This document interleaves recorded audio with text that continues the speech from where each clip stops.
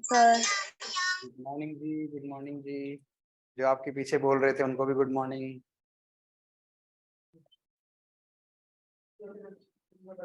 छोटे छोटे बच्चों से मिलवाओ यार, मुझे ये बच्चे पसंद है। हाँ, चलिए तो शुरू करते हैं। उत्तराखंड हमारा चल रहा था। हम लोग इसमें पढ़ रहे थे कत्यूरियों को। कत्यूरियों के हमने जो मूल जो राजा थे 14, उनको हमने कंप्लीटली पढ़ लिया था। इनके अभिलेख भी पढ़ लिए थे। अब जो राजा आने वाले हैं वो दरअसल कहानियों का हिस्सा है। उत्तराखंड में कुछ कहानियों का हिस्सा है, कुछ जागरों में बताई गई हैं किसी के बारे में जानकारी, या कुछ के नाम मिल जाते कहीं से कुछ, और दो चार कहानी जुड़ जाती। ऐसे ही एक राजा का नाम आया था, मैंने बताया था देवपाल था उसका। बस नाम नाम मिलता हमको कहीं पे कि बाद में इनके बाद कहीं भी फिल्टर होके कोई एक राजा और आया देवपाल, पता नहीं कौन था, हमें नहीं पता। 15वां था, हमें नहीं पता। 17वां था, 20वां था, हमको नहीं पता। एक राजा और आया था कोई, इसका नाम मिलता है बस हमको। इनका क्यों मिल रहा है? क्योंकि इन्होंने खुद अभिलेख लिखवाए, इनके नाम वहां आ गए। एक राजा का नाम बड़ा आता है जागरों में, नरसिंह देव। और ये हमने शायद हेडिंग डाला था क्या लास्ट, कि नहीं डाला था? तो नरसिंह देव हेडिंग आप लोगों का होना चाहिए, और आपको समझाते हैं कि क्या मुद्दा क्या है इसको लेकर के। ठीक है, आज हम कत्यूरी एडमिनिस्ट्रेशन पे पहुंचेंगे, जो कि बहुत ही इंपॉर्टेंट है, बहुत ही ज्यादा इंपॉर्टेंट। कल यूकेपीएससी ने एक एग्जाम करवाया था वनडे का, उसमें उसने मिक्स कर दिया दो क्वेश्चंस को उत्तराखंड के। उसने उसमें क्वेश्चन पूछा कि पंवार प्रशासन के अंदर सुपकारपति किसको बोलते हैं, जबकि पंवार प्रशासन में सुपकारपति नाम का कोई पद था ही नहीं, और ये पद कत्यूरियों में था। और जिसको कत्यूरियों का प्रशासन पता था उसने वहां पे आंसर सही दिया होगा, क्योंकि ऑप्शन में था वो आंसर, वो मैं बताऊंगा, यहाँ पे भी आएगा। तो नरसिंह देव राजा हैं, ये हेडिंग है आपका। कौन से नंबर के, कोई नंबर नहीं रहेगा, कोई टाइम पीरियड कुछ नहीं है, किसी का वैसे भी नहीं है, आपको पता है। तो इनके बारे में देखते हैं। इनके इनके लिए एक कहानी जुड़ी रहती है कि ये वो थे जो गढ़वाल से अपनी राजधानी को उठा के कुमाऊं लेके चले गए। ये जो राजा थे कत्यूरी वंश के, ये अपनी राजधानी गढ़वाल से कुमाऊं लेके गए। अब गढ़वाल में कहाँ थी राजधानी, आपको पता है, कार्तिकेयपुर में थी। हालांकि सुभिक्ष राजदेव ने सुभिक्षपुर में लेके गया था, लेकिन उन्होंने अपने नाम से नगर बसाया, फिर उसे अपनी राजधानी बनाया। अगला राजा जो आएगा वो सुभिक्षपुर में क्यों अपनी राजधानी रखेगा, वो वापस कार्तिकेयपुर में लाएगा। कार्तिकेयपुर में इनकी राजधानी थी। हम कुल मिला के लेके चलते हैं कि गढ़वाल में इनका शासन था। हमको सुभिक्ष राजदेव के बाद कुछ नहीं पता लगता कि राजधानी का क्या हुआ, राजाओं का क्या हुआ, कौन कहाँ राज कर रहा था, कुछ कर रहा था। हमको अब एक राजा के बारे में पता है कि ये बंदा गढ़वाल से कुमाऊं लेके गया राजधानी। तो गढ़वाल में कहाँ लेके गया, कुमाऊं में कहाँ लेके गया, उस जगह का नाम मिलता है बच्चों वैजनाथ, और कुछ बुक्स में मिलता है कत्यूर घाटी। और कोई घबराने वाली बात नहीं, दोनों ही जगह एक ही जिले में मौजूद है, बागेश्वर। और बहुत ज्यादा फासला भी नहीं है, ऐसा नहीं है कि मतलब जमीन आसमान का फर्क है। वैजनाथ से रूट कटेगा आपका, आप कत्यूर घाटी पिंगनाथ की तरफ चले जाओगे, एक आगे जाओगे तो बागेश्वर की तरफ चले जाओगे। मैपिंग में हम इन चीजों को देख लेंगे जब हम ज्योग्राफी पढ़ेंगे। तो कुल मिला के ये है कि वैजनाथ या कत्यूर घाटी नाम आता है, वैली का नाम आएगा तो कत्यूर वैली आएगा, और जगह का नाम आएगा तो वैजनाथ बोल देना बस। तो राजधानी वैजनाथ या कत्यूर घाटी लेके गए अपनी, कौन? नरसिंह देव। नरसिंह देव ने क्या किया, अपनी कैपिटल उठा के वैजनाथ ले गए या कत्यूर घाटी ले गए। क्वेश्चन ये आता है कि क्यों कत्यूरियों ने गढ़वाल से अपनी राजधानी कुमाऊं में शिफ्ट क्यों की, बहुत बड़ा क्वेश्चन, क्यों। और यही क्यों का क्वेश्चन का जो आंसर है वो बड़ा रोचक है, बड़ा मजेदार है। पहली चीज तो ये कि पहले क्यों के बारे में बताया जाता है, जिम्मेदार बताया जाता है वैज्ञानिक कारण। किसी ने एक रीजन बताया, और रीजन था साइंटिफिक रीजन, और इसको बताने वाले थे शिव प्रसाद डबराल। ठीक है, दूसरा जो रीजन है वो रीजन बताया जाता है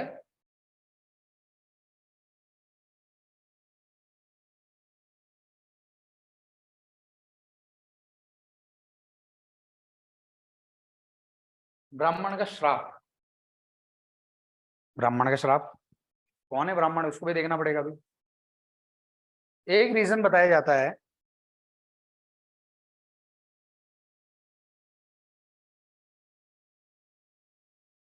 पंवारों की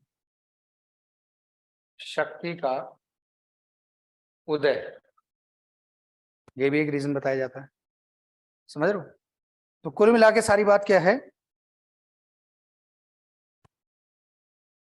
कुल मिला के सारी बात क्या है, ये कुछ कारण बताए यार, ठीक है। अब इन्हें एक एक चीज को समझेंगे कि ये क्या बता रहे हैं, क्यों बता रहे हैं, इसका क्या इनमें से कौन सा ज्यादा सटीक लगता है, ठीक है।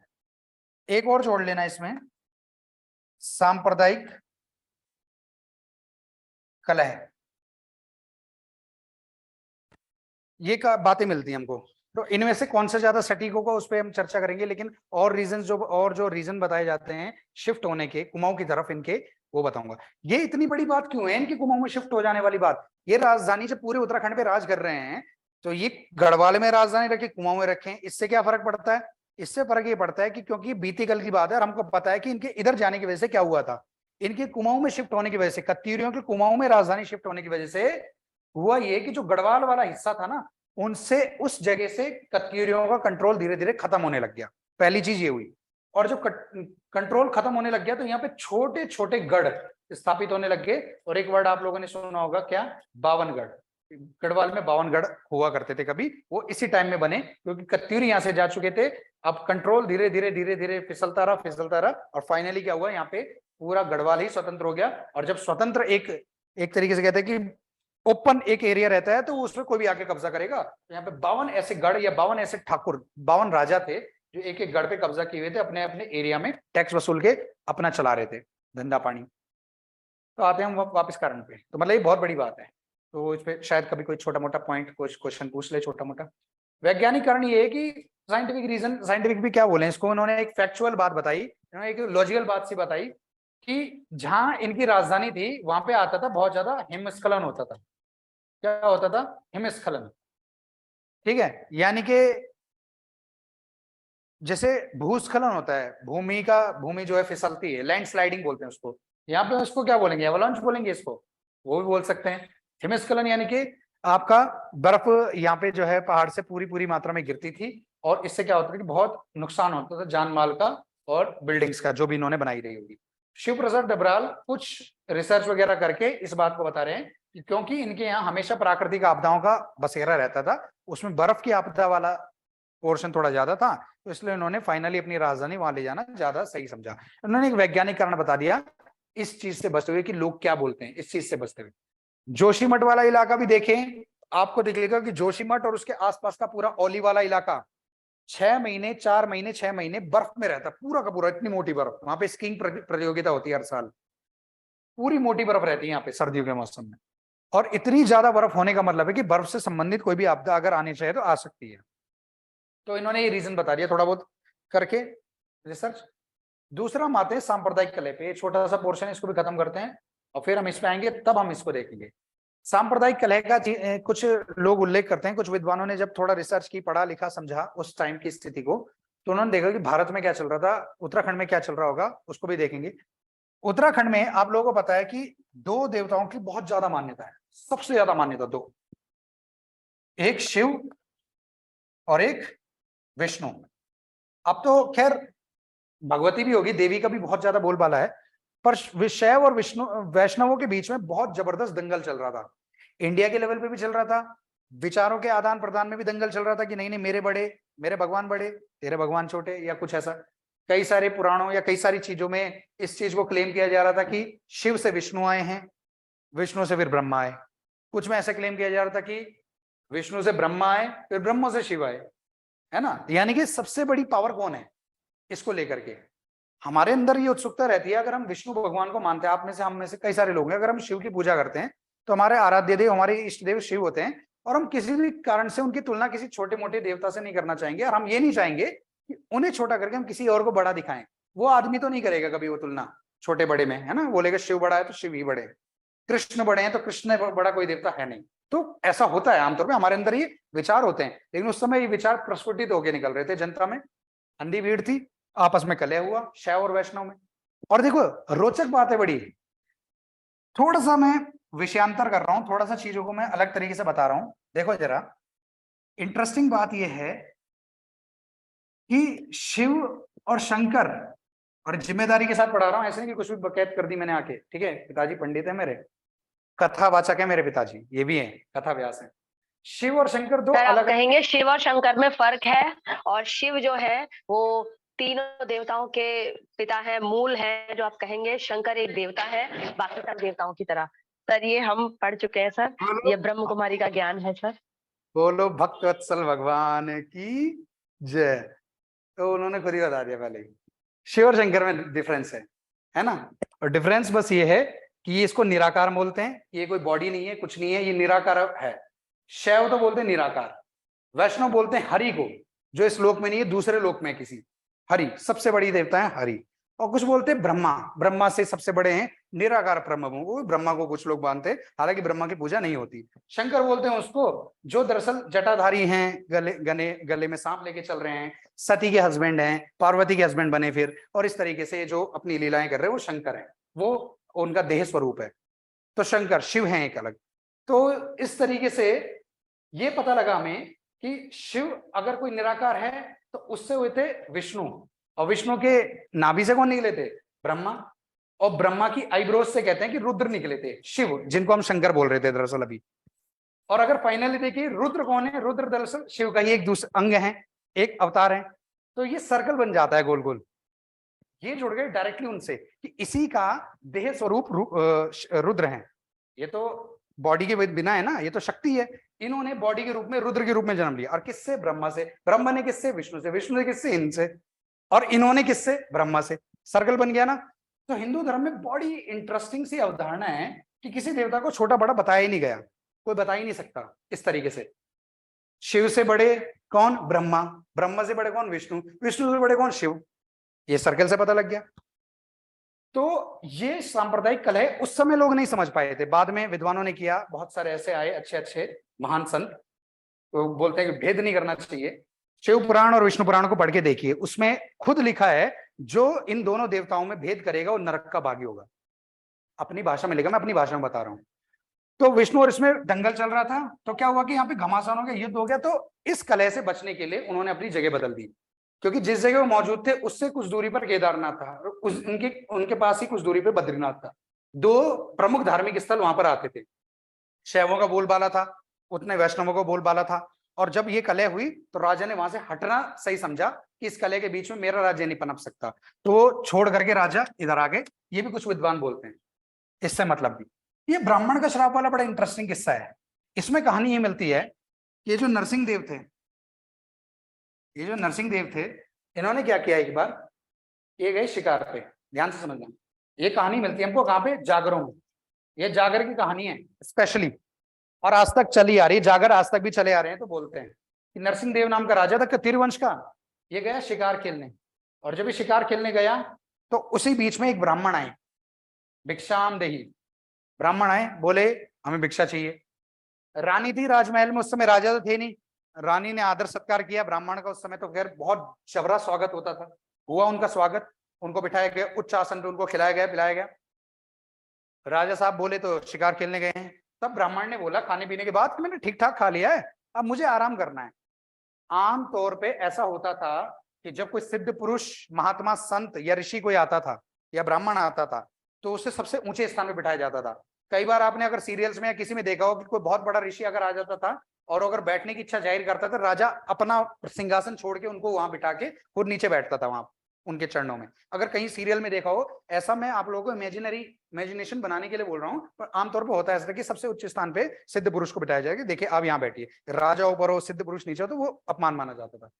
तो ब्राह्मण ने जिद की मुझे आराम करना है और सबसे जो उच्च स्थान हो इस महल का मुझे वहां बैठाइए। सबसे उच्च स्थान पे महल के कौन सोता होगा? खुद राजा।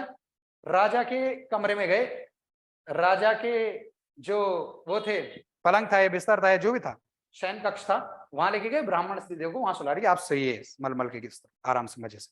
कहानी है ऐसी। अब जब ये सो गए, एक करवट सो रहे थे, पीठ इनका दरवाजे की तरफ था, समझ रहे हो ना, उस तरफ मुंह था। तो एक करवट सो रखे थे। नरसिंह देव आए भागे भागे, जैसे आता है कोई बच्चा स्कूल से, इधर बैग फेंका, उधर एकदम से शर्ट के एक दो बटन खोले, बैठ गया ऐसे। तो ऐसे आ रहे थे अपने शयन कक्ष की तरफ आ रहे थे, डायरेक्ट आए, देखा आसपास कोई दिखा नहीं जो बता सके कि यहाँ पे कोई है। नरसिंह देव सीधे कक्ष में देखा, वहां पे किसी अनजान आदमी को अपने बिस्तर पे सोए देखा। कत्यूरी राजा भाई साहब, पूरे उत्तराखंड का राजा, मजाक बात है क्या? और उसके बिस्तर में कोई सोया हुआ है ऐसे आके। ये बच कैसे गया, मेरे बिस्तर में कैसे सो रहा है? गुस्सा आग बबूला। इन्होंने क्या किया, तलवार निकाली उसी टाइम और इनकी बाह काट दी वहीं पे सोए सोए में। और कहानी क्योंकि जागरों की है, जागर यानी कि थोड़ा धार्मिक गीत होते हैं थोड़े, तो उसमें थोड़ी कहानी वैसी मिलती है देवताओं की और उसकी। हुआ क्या कि बाह काटने के बाद खून निकलने के बजाय दूध निकलने लगा। अब नसों में दूध भर के कौन चलता है, तो कोई सामान्य आदमी हो नहीं सकता। जैसे देखा कि दूध बह रहा है वहां पे खून की जगह से, ये घुटने में बैठ गए और ब्राह्मण देव को हाथ जोड़ के कि कौन है आप, मुझसे गलती हो गई, आप कोई सिद्ध पुरुष है, कोई महात्मा है, कोई चमत्कारी पुरुष है, कोई भगवान है, देवता है, बताइए मेरे से गलती होगी, मेरे से क्षमा कर दीजिए।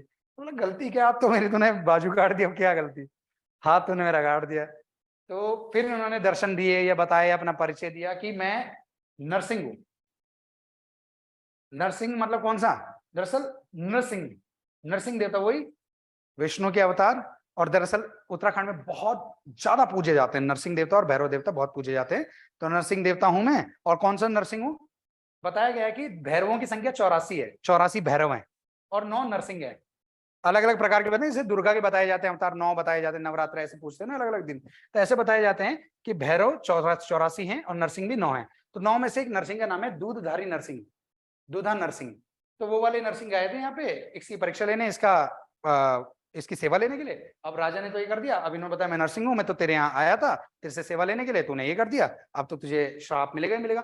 और श्राप दे दिया इन्होंने कि इस जगह तूने मेरा जहां पे किया है, इस जगह अब तू कभी फल फूल नहीं पाएगा। अब कार्तिकेयपुर की बात है, अब इसने माफी मांगी, 2-4 बार रोए, तो भगवान तो बहुत दयावान है, मान जाते हैं। फिर बोले चल ठीक है, श्राप तो वापस नहीं लौट सकता, वही वाली कहानी है, मैं श्राप को तो वापस नहीं लौटा सकता हूं, लेकिन एक उपाय है। उपाय बताओ, कि यहां नहीं पनप सकता तू, कहीं और चला जा। तब कहते हैं कि इसने अपनी राजधानी कार्तिकेयपुर से बैजनाथ या कत्यूर घाटी शिफ्ट की, दूसरी जगह चला गया। ये श्राप वाली कहानी है, ये जागरों में चलती है, आज भी चलती है, इसको बोलते हैं लोग। तो हो सकता है जागरों में चलती हैं, तो इसका मतलब कभी ना कभी शायद ऐसी कुछ चीज घटी होगी कुछ इससे सिमिलर, और तब वो कहा लोग गीतों के माध्यम से आज तक चलता आ रहा है, तो इसको मतलब कुछ तो सच्चाई होगी इसमें। पर हम जब इन इंसिडेंट्स को देखते हैं तो लगता नहीं कि कलयुग में, अगर हम चलो मान लेते हैं कि भगवान सच में होते भी हैं, तो कलयुग में भगवान आके ऐसे दर्शन दे किसी सामान्य इंसान को, तो मानते नहीं। तो यही हो सकता है ज्यादा से ज्यादा, अगर इसमें थोड़ी बहुत सच्चाई है तो इस सेंस में हो सकती है कि हो सकता है कि सारा इंसिडेंट सपने में हुआ हो। तब कोई ब्राह्मण के रूप में भगवान आ भी सकते हैं, उनकी बाजू कटेगी तो खून निकलने के बाद दूध भी निकल सकता है खून की जगह, और श्राप भी मिल सकते हैं और सब चीज। और सपने को पहले हकीकत से ज्यादा सही माना जाता था, आपको पता ही है। पहले एक मठ है बहुत बड़ा सुंदर, बहुत प्रसिद्ध श्रीनगर में, पौड़ी के श्रीनगर में, इसका नाम है केशव मठ। बद्रीनाथ के समान माना जाता है उस मंदिर को। आपको ज्योग्राफी में जब पढ़ाएंगे एक एक प्लेस को, एक एक जिले को, तो तब बताऊंगा। और केशव मठ बद्रीनाथ के समान माना जाता है। और वो जगह के मंदिर बनाने की स्थापना जो हुई थी, वो मंदिर जो बना था वो एक सपने के बेस पे बना था। साउथ इंडिया से कोई संत आए थे बद्रीनाथ की यात्रा के लिए, रात को विश्राम के लिए, कई दिनों की यात्रा के बाद जब वहां पहुंचे केशव मठ में, वहां सो गए रात को विष्णु भगवान ने बोला कि तू बद्रीनाथ की यात्रा के लिए आ रहा है, मैं जहां तू सोया हुआ है वहीं पे तुझे मेरी मूर्ति मिल जाएगी, उसको स्थापित करके उसके दर्शन करके चला जा, मेरे दर्शन हो जाएंगे तुझे। सपने को सच माना, देखा, खुदाई की, मूर्ति सच में मिल गई। अब जब मूर्ति सच में मिली, सपने की बात बिल्कुल रियल हो गई वो तो अब वो क्यों जाएंगे आगे, वो आगे गए भी नहीं, उन्होंने मूर्ति स्थापित की, केशव मठ की स्थापना की, चले गए दर्शन करके कि मैं बद्रीनाथ के दर्शन करके आ गया। तो इतनी रियलिस्टिक चीजें होती थी, तो सपने में हुआ होगा, तो तब शायद उसने राजधानी सपने को रियल मान के या उसकी बात को वजन समझ के इस सपने का और चला गया। लेकिन जो सबसे सटीक इसका बात बताया जाता है, इसको बोलने वाले थोड़े यशवंत सिंह कटौत ज्यादा हैं, अजय सिंह रावत भी इस बात को बहुत ज्यादा समर्थन करते हैं और बोलते हैं कि पंवारों की शक्ति का उदय इनकी राजधानी परिवर्तन का सबसे बड़ा कारण है। ये बोलते हैं कि कनकपाल आ चुका था। कनकपाल कौन है, पंवार वंश का फाउंडर, पंवार डायनेस्टी का। ये अभी तक इंट्रोड्यूस नहीं हुआ है, बस ऐसे बता रहा हूं अभी।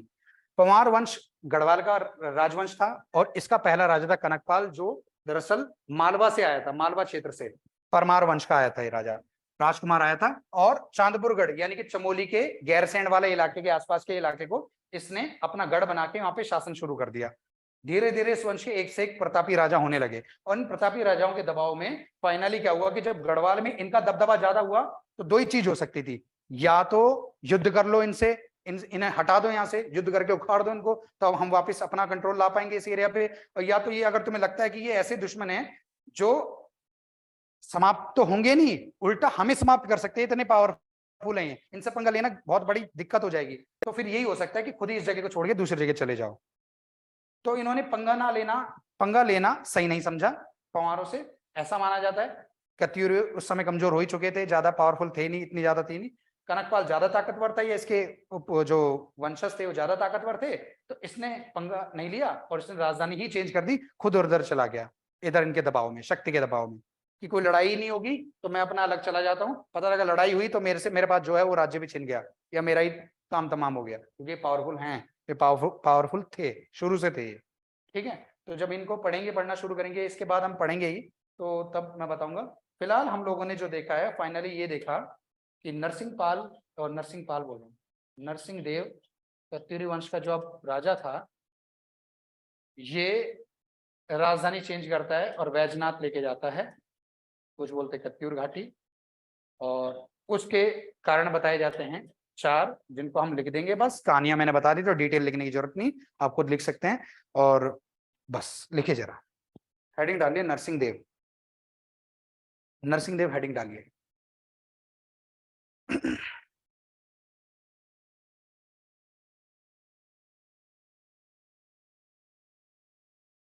तो लिखिए,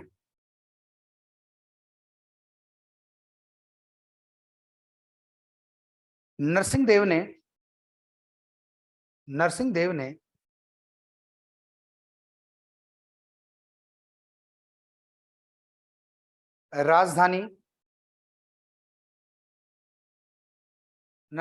राजधानी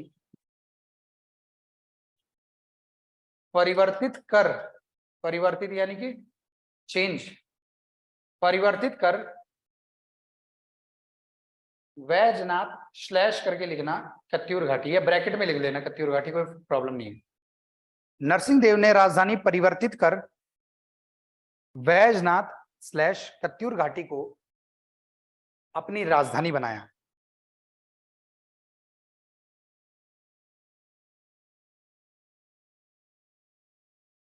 नरसिंह देव ने अपनी राजधानी परिवर्तित कर वैजनाथ या कत्यूर घाटी को अपनी राजधानी बनाया। वैजनाथ या कत्यूर घाटी को अपनी राजधानी बनाया, जिसके निम्नलिखित कारण बताए जाते हैं।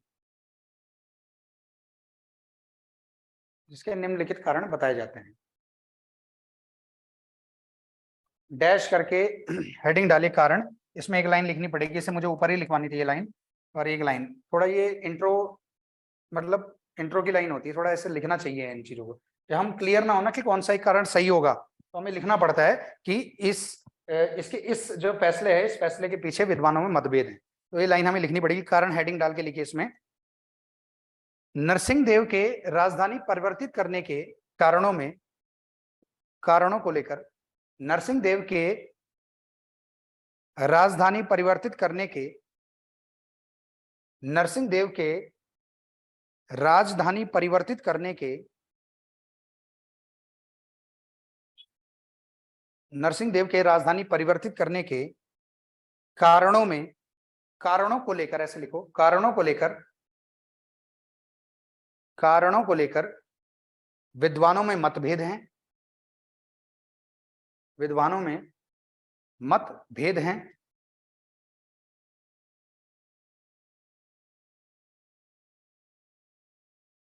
डैश करके लिखिए नंबर 1 हिमस्खलन।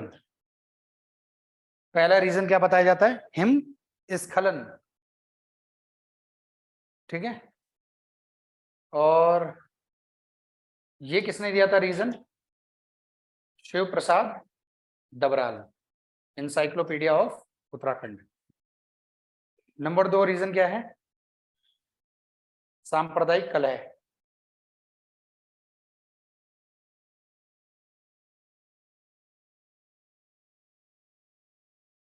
शैव और वैष्णव में। ये कोई पर्टिकुलर विद्वान ने नहीं बताया, लेकिन ये पहला वाला बताया था एक स्पेसिफिक विद्वान ने उठ करके, नहीं तो उससे पहले यही चल रहा था जो सारे विद्वान बोलते थे आपस में, तो कोई पर्टिकुलर उसका कोई जो है स्पेशलिस्ट नहीं है इन चीजों को बताने वाला। और तीसरा था, क्या था? ब्राह्मण का श्राप।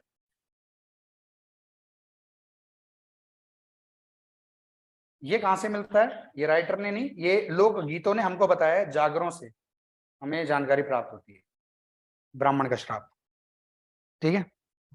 और चौथा, पंवारों की शक्ति का उदय।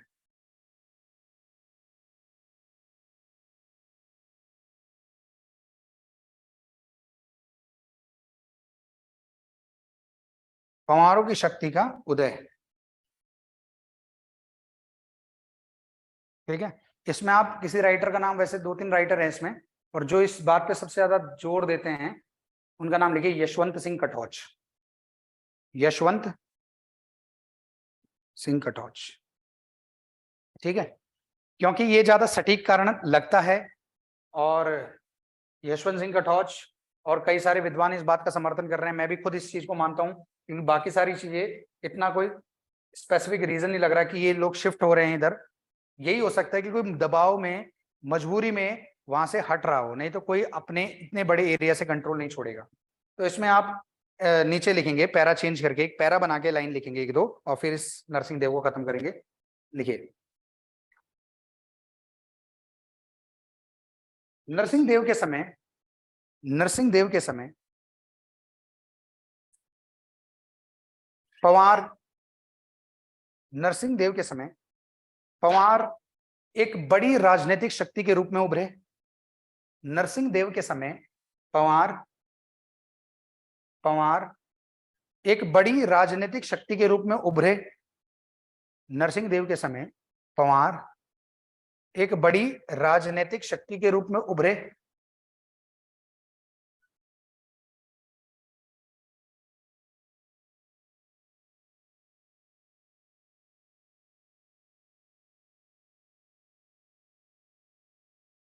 जिनके दबाव में आकर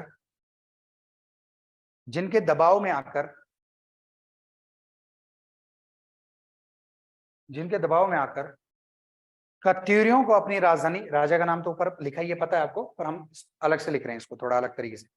जिनके दबाव में आकर कत्यूरियों ने अपनी राजधानी गढ़वाल से, जिनके दबाव में आकर कत्यूरियों ने अपनी राजधानी गढ़वाल से कुमाऊं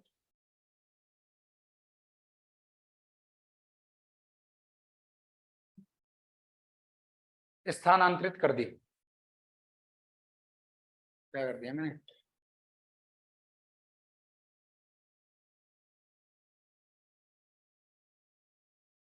जिनके दबाव में कत्यूरियों ने अपनी राजधानी गढ़वाल से कुमाऊं स्थानांतरित, हिंदी में लिखना चाहते हैं, इंग्लिश में लिखना चाहते हैं, ट्रांसफर लिख सकते हैं सीधा, ट्रांसफर कर दी, स्थानांतरित कर दी या ट्रांसफर कर दी।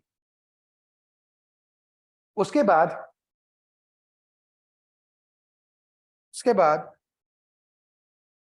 धीरे धीरे कत्यूरियों का गढ़वाल से, उसके बाद धीरे धीरे कत्यूरियों का गढ़वाल से, कंट्रोल को क्या बोलते हैं हम हिंदी में, कई बार बेसिक चीज भूल जाता हूँ। नियंत्रण। नियंत्रण, हाँ, बिल्कुल बिल्कुल सही है।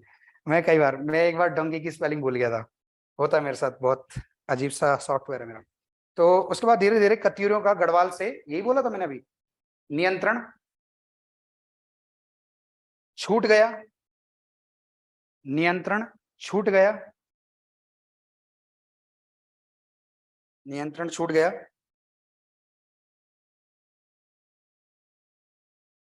और गढ़वाल 52 गढ़ों में विभाजित हो गया, और गढ़वाल 52 गढ़ों में विभाजित हो गया।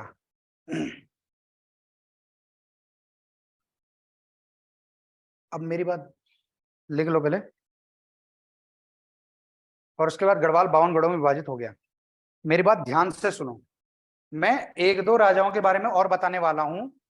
ये जो 52 गढ़ों में विभाजित होना या कोई भी चीज घटना जो घटी थी, ऐसा नहीं कि नरसिंह देव राजधानी इधर ले गया तुरंत वहां 52 गढ़ बन गए, ये लॉन्ग टाइम प्रोसेस था, धीरे धीरे बने। मैंने यहाँ नरसिंह देव में ही इसलिए लिखवा दिया क्योंकि मुझे एक क्वेश्चन का आंसर बनाना था, वो मैंने आपको बता रहे हैं यहाँ पे। ठीक है, एग्जाम में ये नहीं आएगा कि इसके बाद कोई और राजा बता, इसके बाद एक राजा का नाम और आता है, इसका नाम आता है ब्रह्मदेव, और एक राजा का नाम और आता है वीरमदेव। अब कुछ लोग तो ये बोलते हैं कि ये दोनों एक ही राजा के 2 नाम है, तो इनको लिखवाने वाला हूं मैं। इसके बारे में अलग से क्या जानकारी मिलती है, इसके बारे में अलग से क्या जानकारी मिलती है, और कहां पे लगता है कि हमको एक है, ये सब हम देखेंगे अब इन दो राजाओं को। और कहते कि ये आखिरी राजा थे कत्यूरी वंश के, जो मेन स्ट्रीम के राजा थे। आखिरी राजा मेन स्ट्रीम मतलब कि 14 तो वो थे ही जिनके बारे में हिस्टोरिकली जानकारी मिल रही है। इनके बारे में जानकारी हमें या तो कहीं से इनका नाम मिल रहा है या जागरों में इनसे जानकारी मिल रही है इनकी कि ये थे।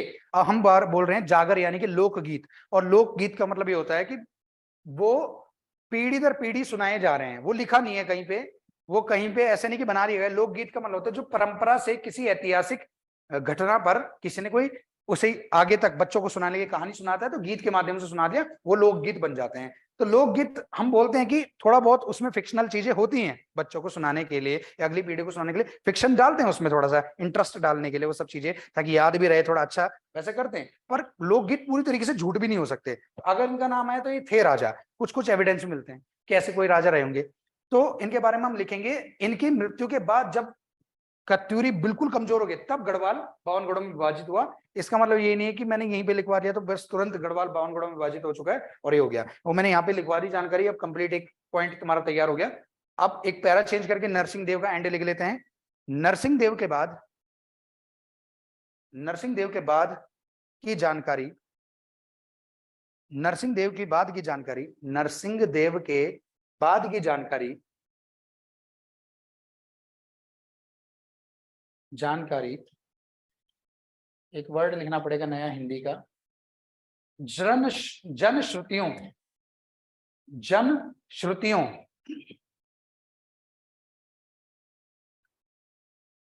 ठीक है। नरसिंह देव के बाद की जानकारी जन श्रुतियों पर आधारित है, लोगों के बीच में जो कहानियां चलती हैं, बातचीत हैं, उसके बीच में से निकालते हैं इन बातों को, कहानियों को।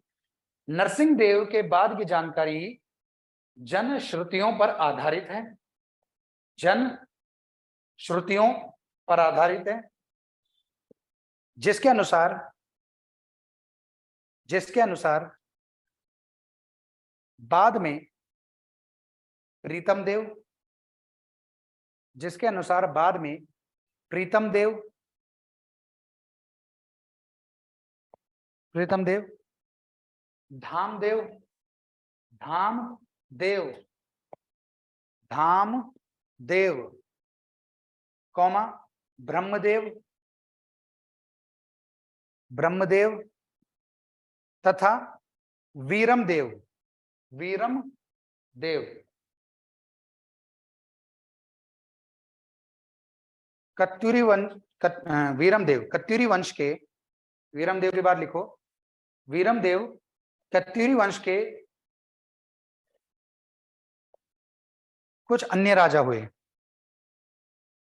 वीरमदेव कत्यूरी वंश के कुछ अन्य राजा हुए। तो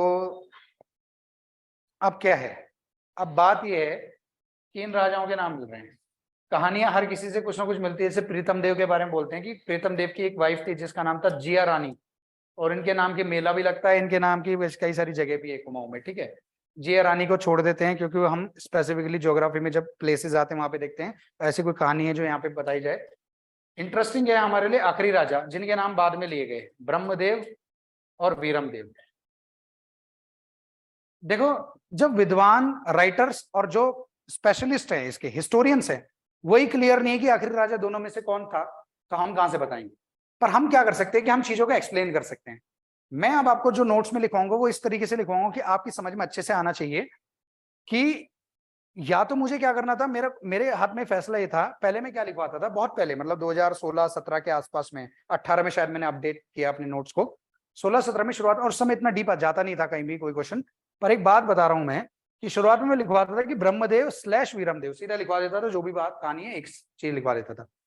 पर मैंने ब्रह्मदेव को और वीरमदेव को अलग अलग कर दिया। क्यों? क्योंकि मुझे दोनों की अलग अलग कहानियां मिली। दो, ब्रह्मदेव की एक अलग कहानी मिली इस नाम के राजा की, और इसे आखिरी राजा भी बताया जा रहा है। वीरमदेव की एक अलग कहानी मिली और इसे भी आखिरी राजा बताया जा रहा है। तो जब दो सेपरेट कहानियां मिली तो हम क्यों ना दोनों कहानियों को लिख लें, और फिर एग्जाम में जो भी आएगा उसके बारे में लिख देंगे। और अगर दोनों को लेकर के कोई बहस छिड़वाता है तो हम इन दोनों जो जानकारी हमारे पास है वो दोनों डाल करके फिर बता देंगे कि ये है, ये है। हालांकि इसमें मतभेद है, पर आमतौर पे ऐसा लगता है। मैं बताऊंगा तुम्हें कि दोनों में से ऐतिहासिक रूप से कौन लगता है ज्यादा, ये भी मैं आप लोगों को अपनी तरफ से क्लू दूंगा कि भाई इस पे थोड़ा ज्यादा फोकस करना। और मैं बता ही देता हूँ थोड़ा, वीरमदेव इसे आखिरी मानना, क्योंकि जागरों में आया है ज्यादा करके, ये भी जागरों में नाम मिला है इसका नाम भी जागरों में, जनश्रुतियों में, लोगों की बोलचाल में इसका नाम आया है। लेकिन इसकी कहानी थोड़ा ऐतिहासिक लगती है। इसकी कहानी में जो बातें हैं वो पच सी नहीं रही, मतलब ठीक है वो सामान्य कहानी है, जो इसका एंड है वो भी सामान्य है। अभी आप लिखोगे तो पता लगेगा। लिखो ब्रह्मदेव। ब्रह्मदेव ब्रह्मदेव को पहले लिखेंगे हम, सेपरेट दोनों राजाओं को लिख लेते हैं, जिसमें से जो क्वेश्चन आएगा वो आप दे पाओगे ऐसे में, कभी प्री में आता है तो वैसे।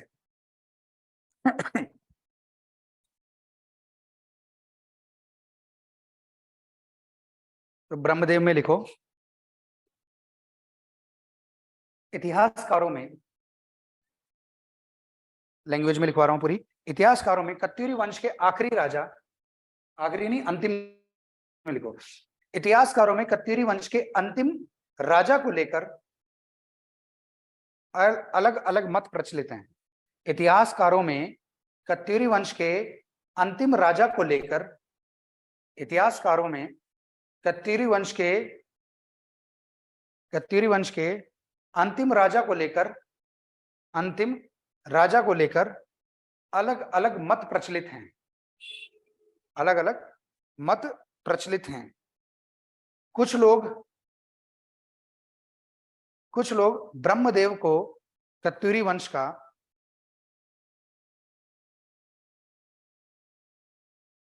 अंतिम शासक मानते हैं, कुछ लोग ब्रह्मदेव को कत्यूरी वंश का अंतिम शासक मानते हैं।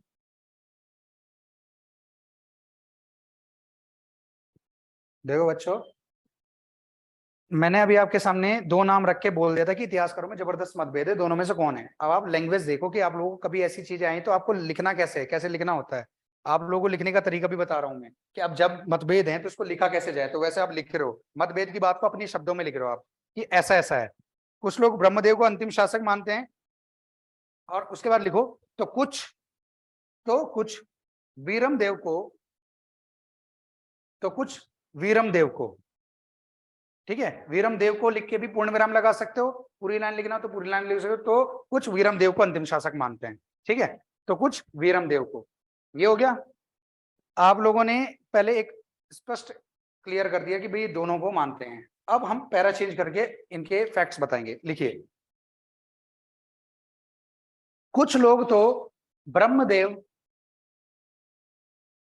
कुछ लोग तो ब्रह्मदेव कुछ लोग तो ब्रह्मदेव तथा वीरमदेव को कुछ लोग तो ब्रह्मदेव तथा वीरमदेव को एक ही राजा के दो नाम बताते हैं। कुछ लोग तो ब्रह्मदेव तथा वीरमदेव को एक ही राजा के दो नाम बताते हैं। कुछ लोग तो ब्रह्मदेव और वीरमदेव को एक ही राजा के दो नाम बताते हैं। तो मैं हमेशा से मध्यम मार्गी रहा हूं। जब मैंने ये चीजें पढ़ी तो मैंने ब्रह्मदेव वीरमदेव को एक ही माना, और मैंने बोला ठीक है अंतिम है तो दोनों ही अंतिम है, वैसे भी दोनों को स्लैश करके लिखवा दो। बाद में कहानियां जब मिली तो मुझे लगा कि अलग अलग लिखवा देना चाहिए। ब्रह्मदेव की हम कहानी लिखेंगे, पैरा चेंज करके लिखिए, ब्रह्मदेव की कहानी क्या है, 3-4 लाइन में समेट देंगे कि क्या मिलता है इसके बारे में जानकारी जागरों से। लिखो, ब्रह्मदेव को अंतिम शासक मानने वाले क्या कहानी बताते हैं वो बता रहा हूं। ब्रह्मदेव को अंतिम शासक मानने वाले ब्रह्मदेव को अंतिम शासक मानने वाले विद्वानों के अनुसार, ब्रह्मदेव को अंतिम शासक मानने वाले विद्वानों के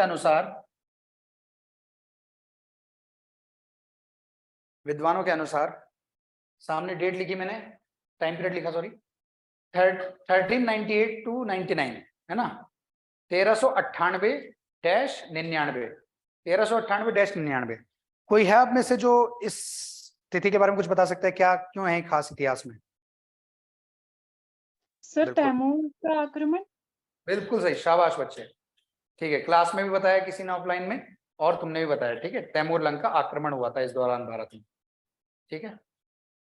तो भारत में 98-99 का जो दौर था, ये जो साल थे, बीच का जो समय था, ये तैमूर लंग के आक्रमण का था, मंगोलियन शासक था। तो वो भारत पे अटैक कर रहा था इस दौरान, भारत के धार्मिक स्थलों को नष्ट कर रहा था, मंदिरों को लूट रहा था। ठीक है। तो हुआ क्या कि इस दौरान कहते हैं कि जब हरिद्वार तक पहुंच गए, हरिद्वार का मतलब है उत्तराखंड की जमीन, जब ये हरिद्वार तक आ गया, यानी कि एक तरीके से इसने उत्तराखंड पे अटैक कर दिया, तो उत्तराखंड का सबसे बड़ा राजा कौन होगा उस समय? कोई कत्यूरी राजा ही होगा अगर हम कहानी के हिसाब से देखें। अभी हम पवार वमार कोई नहीं समझ रहे, वैसे सब आ चुके थे तो इसलिए नहीं पच रही, पर हम मान लेते कि कत्यूरी था कोई, तो कहते कि कोई कत्यूरी राजा था, उसकी सीमा पे अटैक कर दिया तैमूर लंग ने। तो आखिरी राजा कौन था? वो था ब्रह्मदेव। वे ये आया हरिद्वार, तैमूर लंग के साथ युद्ध किया और युद्ध में वीर गति को प्राप्त हुआ। बस जागरों में इसके पावड़े चल रहे हैं, गीत गाए जा रहे हैं, जागर सुनाए जा रहे हैं ब्रह्मदेव के नाम के। कत्यूरी वंश का राजा ब्रह्मदेव, इसने हरिद्वार में आक्रमण, तैमूर लंग के आक्रमण को रोकने के लिए जो है युद्ध किया और उसमें वीर गति को प्राप्त हुआ। ठीक है, उसकी वीर गति हुई, लेकिन हरिद्वार को लूटने से नहीं बचा पाए। फिर तैमूर लंग ने हरिद्वार को लूटा तो ढंग से लूटा। तो ये कहानी मिलती है ब्रह्मदेव की कि ऐसा हुआ था। लेकिन प्रॉब्लम ये है कि 1398-99 ये वो टाइम है जिस समय पंवारों के राजाओं के नाम मिल रहे हैं और ऐसे वैसे राजाओं के नाम नहीं मिल रहे हैं कि एक आध गढ़ में शासन इनका। मतलब इसके जस्ट 100 साल बाद हमको पंवार वंश का सबसे पावरफुल राजा मिलेगा, सबसे पावरफुल राजा अजयपाल। 1490 में वो राजा बनता है। तो आप लोग इस चीज को समझो, ये 37वें नंबर का राजा था 1490 में। इससे 100 साल पहले जिन राजाओं का शासन चल रहा था, जैसे जगतपाल वगैरह जो ये शासक थे, ये बड़े पावरफुल राजा थे, इन्होंने 2-3 गढ़ों को अपने अंडर में कर लिया था। तो पहली बात तो गढ़वाल के एक बड़े हिस्से में पंवार राज कर रहे हैं। समझ लो उत्तराखंड की स्थिति को, ये उत्तराखंड है, गढ़वाल के एक बड़े हिस्से में पंवार शासन कर रहे हैं। और 1025 के आसपास में कुमाऊं में चंदवंश आ चुका है, यानी कि सोमचंद आ चुका है। सोमचंद के वंशज राज कर रहे हैं। सोमचंद यानी कि चंदवंश, कुमाऊं के किनारे वाले चंपावत और उसके आसपास के हिस्से में चंदवंश चल रहा है। कत्यूरी यहाँ है वैजनाथ के आसपास में, और बाकी इनकी ब्रांचेस भी बढ़ चुकी है। ये मैं आपको बताया था कि बाद में बट गए थे, वो देखेंगे कि बटे इस समय नहीं बटे हमें नहीं पता, पर हम देख रहे हैं स्थिति को। बाकी जो गढ़वाल वाला पूरा हिस्सा है, बाकी सारे गढ़ों से भरा हुआ है भाई। इनमें से कुछ ही गढ़ों को एक साथ ला करके पंवार राजा, थोड़े पावरफुल ज्यादा राजा है यहाँ पे गढ़वाल में, बाकी एक एक सिंगल गढ़ों के गढ़पति हैं। पंवार थोड़ा 2-4 गढ़ों के गढ़पति बन चुके हैं इस टाइम तक, तो इनके पास थोड़ी पावर ज्यादा है। तो गढ़वाल इनके नियंत्रण से पूरी तरीके से छूट चुका है। तो कत्यूरी वंश का राजा हरिद्वार बचाने के लिए क्यों आ रहा है? अपनी जान देने के लिए, क्योंकि हरिद्वार हमेशा से गढ़वाल का हिस्सा रहा। पंवार वंश में अजयपाल के बाद 1-2 राजा आते हैं और उसके बाद एक राजा मिलता है हमको मानशाह, जिसने हरिद्वार को अपने कब्जे में किया। यानी कि हरिद्वार पहले बाहरी राजाओं के अंडर में था। जो देसी राजा है ना, ये इतिहास में जिनके नाम आते हैं से, तो ये सारे राजा थे। तुगलक वंश, ये सल्तनत काल चला था, दिल्ली सल्तनत, फिर मुगल काल चला था। इन राजाओं के अंडर में उत्तर भारत का पूरा हिस्सा होता था, हरिद्वार भी इनके पास ही आता था। इसका बहुत अच्छा एग्जाम्पल है कि जब मुगल आए थे, अकबर आया था, अकबर गंगा जल को बहुत मानता था, गंगा जल की पवित्रता को बहुत मानता था। अपने घर की रसोई तक में, खाने में भी वो गंगा जल को यूज करवाता था। कैंपर होंगे उस टाइम पे जो भी रहते थे रिजर्व करने के लिए, पानी के बड़े बड़े घड़े रखता था जो हरिद्वार से आते थे उसके यहाँ। हर धर्म को मानता था, आपको तो सभी धर्म को मानता था अकबर। वो जानना चाहता था कि ये पवित्र जल जो कभी खराब ही नहीं होता, कभी नहीं खराब होता गंगा जल, आपने सुना होगा। अब तो उसका साइंटिफिक रीजन पता लग गया है, इसमें कुछ ऐसा बैक्टीरियोफेज बोलते हैं उसको, उसकी वजह से नहीं सड़ता पानी। लेकिन वो नहीं जानता था, वो बोल रहा है कि पानी कभी नहीं सड़ता, वास्तव में पवित्र है, हिंदुओं का इतना पवित्र जल, ये आता कहां से? इसको ढूंढने जाना है मेरे को, इसका सोर्स देखना है। हरिद्वार तक आ गया था अकबर के फौजी दल, लेकिन हरिद्वार से आगे नहीं बढ़ पाए। क्यों? क्योंकि इधर पंवारों का शासन था। पंवारों ने घुसने दिया अकबर के सैनिकों को और उसके फौजी दल को, जाओ वापिस जाओ, हम नहीं एंट्री देंगे, हमारा एरिया है, हमारी मर्जी, नहीं जाने दे रहे तो नहीं जाने दे रहे। हरिद्वार से वापस लौट गए थे। मतलब हरिद्वार तक मुगलों का शासन था और उसके आगे पंवारों की पावर थी। तो ये थी मानशाह से पहले की बात, अजयपाल के बाद की बात और मानशाह से पहले की बात। मानशाह जब आए उसने हरिद्वार को अपने कब्जे में कर लिया। तो हरिद्वार तो आ रहा ही बहुत बाद में कब्जे में उत्तराखंड के या गढ़वाल के। तो कुमाऊं में जो कंट्रोल बनाए बैठे एक तरीके से कत्यूरी, अगर मान लेते पूरे कुमाऊं में भी, ये चंदों को भी हटा दो, सबको हटा दो, ये पूरे कुमाऊं के राजा है, तो हरिद्वार में लड़ने क्यों आएंगे तैमूर लंग से? गढ़वाल की प्रॉपर्टी है, और गढ़वाल की भी प्रॉपर्टी नहीं था इस समय ये। तो उस समय तैमूर लंग से कोई लड़ने नहीं आया। सच बोलूं तो दिल्ली सल्तनत का भी कोई राजा नहीं है, कोई नहीं लड़ा, वहां भी बेकार हिसाब चल रहा था। तो गढ़वाल का कोई राजा आ रहा है तो सिर्फ जागरों में, लोक गाथाओं में जैसे बढ़ा चढ़ा के बातें की जाती है, ये वो लगती है। लेकिन कहानी मिली है तो हम इसको लिखेंगे कि इसका अंत ऐसा हुआ, और इसी के साथ कहते हैं कि कत्यूरी वंश का अंत हो गया। फिर छुटपुट 2-4 राजा बचे थे इनके परिवार के, वो अलग अलग ब्रांचेस में डिवाइड हो गए। वीरम देव की कहानी अलग है, उसमें तुम्हें पता लगेगा कि वो क्यों मैं ज्यादा सही मानता हूँ, कि जागरों की कहानी। तो लिखो जरा इसे, 2-4 लाइन में से लिख के क्लियर करेंगे। ब्रह्मदेव को अंतिम शासक मानने वाले विद्वानों के अनुसार 1398-99 लिख लिया आप लोगों ने? सॉरी।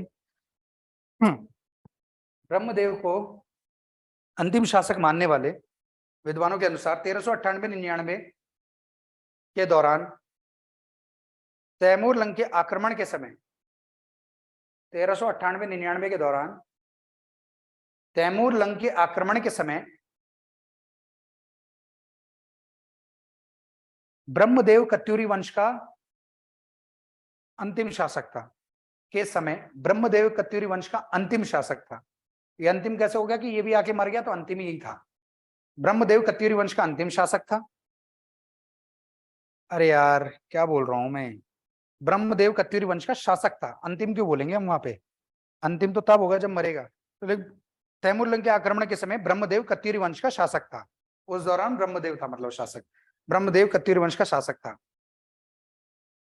तैमूर लंग ने जब हरिद्वार पर आक्रमण किया, तैमूर लंग ने जब हरिद्वार पर आक्रमण किया तो उसका सामना करने के लिए ब्रह्मदेव हरिद्वार पहुंचा। तैमूर लंग ने जब हरिद्वार पर आक्रमण किया तो उसका सामना करने के लिए ब्रह्मदेव हरिद्वार पहुंचा। तो उसका सामना करने के लिए ब्रह्मदेव हरिद्वार पहुंचा। ब्रह्मदेव हरिद्वार पहुंचा तथा लड़ते लड़ते वीरगति को प्राप्त हुआ। लड़ते लड़ते वीरगति को प्राप्त हुआ। ठीक है, तो ये ब्रह्मदेव को आखिरी राजा बताने वाले राजाओं की कहानी है, और उन्होंने भी खुद नहीं बनाई, उन्होंने लोक गाथाओं को आधार बता के बोल दिया कि देखो लोक गाथाएं बता रही तो यही हुआ होगा। लेकिन इस कहानी को का तोड़ मैंने आप लोगों को समझा दिया कि ये सही नहीं प्रतीत होती, क्योंकि जो ये बात है मतलब कोई मतलब ही नहीं बनता।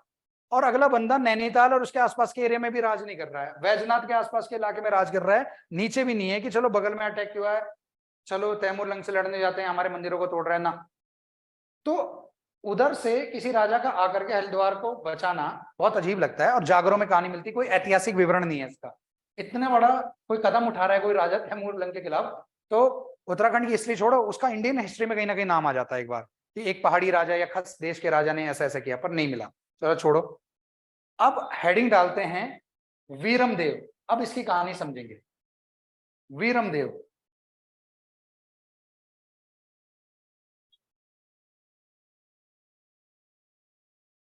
वीरम देव, वीरम देव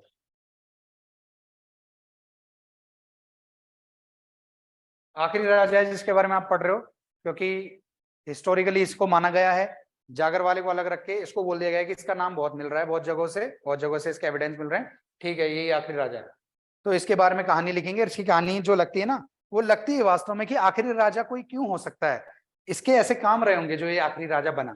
अत्याचारी राजा था ये।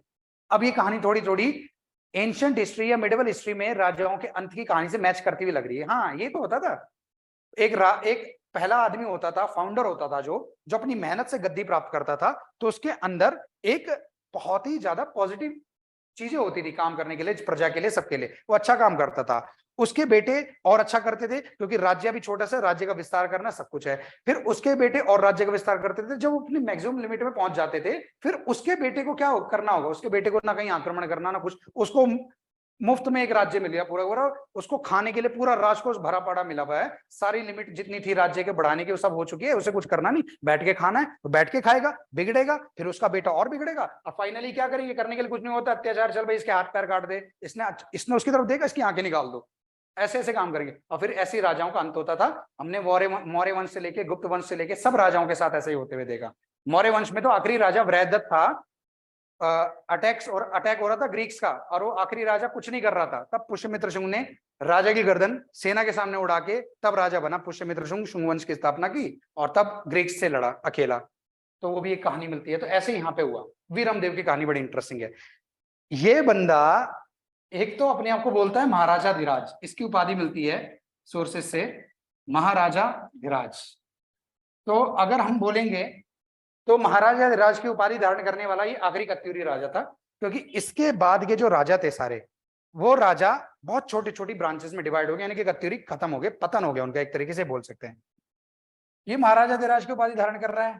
पाप इसके छोटे मोटे नहीं है। एक तो ये जनता पे कर रहा है अत्याचार, जनता पर अत्याचार, और अत्याचार किस किस सेंस में हो सकते हैं वो समझ लो आप लोग। सब कुछ कर दिया इसने। आप जनता में मतलब एक तरीके से कि जनता की उत्पादन अच्छा हो रहा है नहीं हो रहा है इससे कोई मतलब नहीं, जनता टैक्स भरे, इसने टैक्स बढ़ा दिए, टैक्स बढ़ा दिया। ठीक है।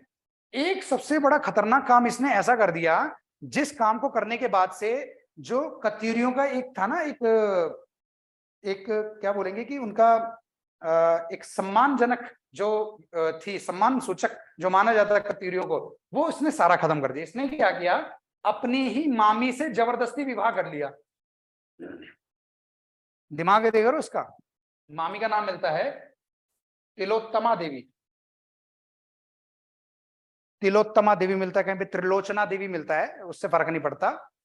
तिलोत्तमा देवी इसकी मामी का नाम मिलता है, ज्यादातर सोर्सेस ये बताते हैं। तिलोत्तमा देवी इसकी मामी थी और उनसे जबरदस्ती विवाह कर लिया। देख लो कहां जा रहा है बंदा। और इस वीरमदेव ने जब ये सारी चीजें की और इसने अपना जो एक कहते हैं ना कि कत्यूरियों का जो स्थान था, जो देव की तरह मानते थे, देवता की तरह इन राजाओं को माना जाता था, वो इसने सब उस पर दाग लगा दिया। उसके बाद जनता भी इससे रुष्ट हो गई। और फाइनल क्या होता है, बड़ा इंटरेस्टिंग एंड है, अभी बताएंगे तुमको।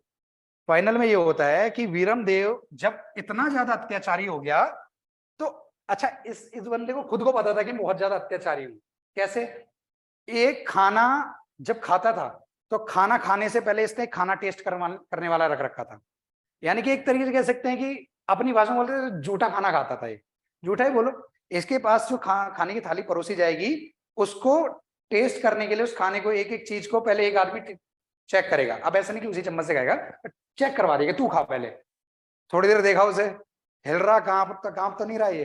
अच्छा हिल कांप नहीं रहा है, हाँ खाना ठीक है, वो जहर वहर नहीं है इसमें, ठीक है जा भाई। और अगर जहर वहर हुआ ये निपटेगा, फिर खाने की थाली बदलेगी, फिर जरा देखेंगे किसने ये षड्यंत्र रचा, फिर उसे देखेंगे।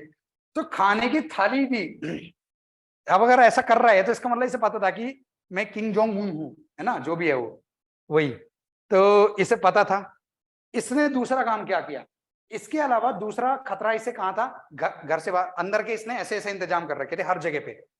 दूसरी जगह घर राजमहल से बाहर निकलना होता था राजा को, कई बार दौरे पे जाना होता है, कहीं पे जाना हुआ, कहीं निकलना है, महल के अंदर तो रहेगा नहीं, तो बाहर जाते थे। पहाड़ी रास्ता था, पैदल राजा चलेगा नहीं, और घोड़े पे चल नहीं सकते, ऊंचाई और चढ़ाई है।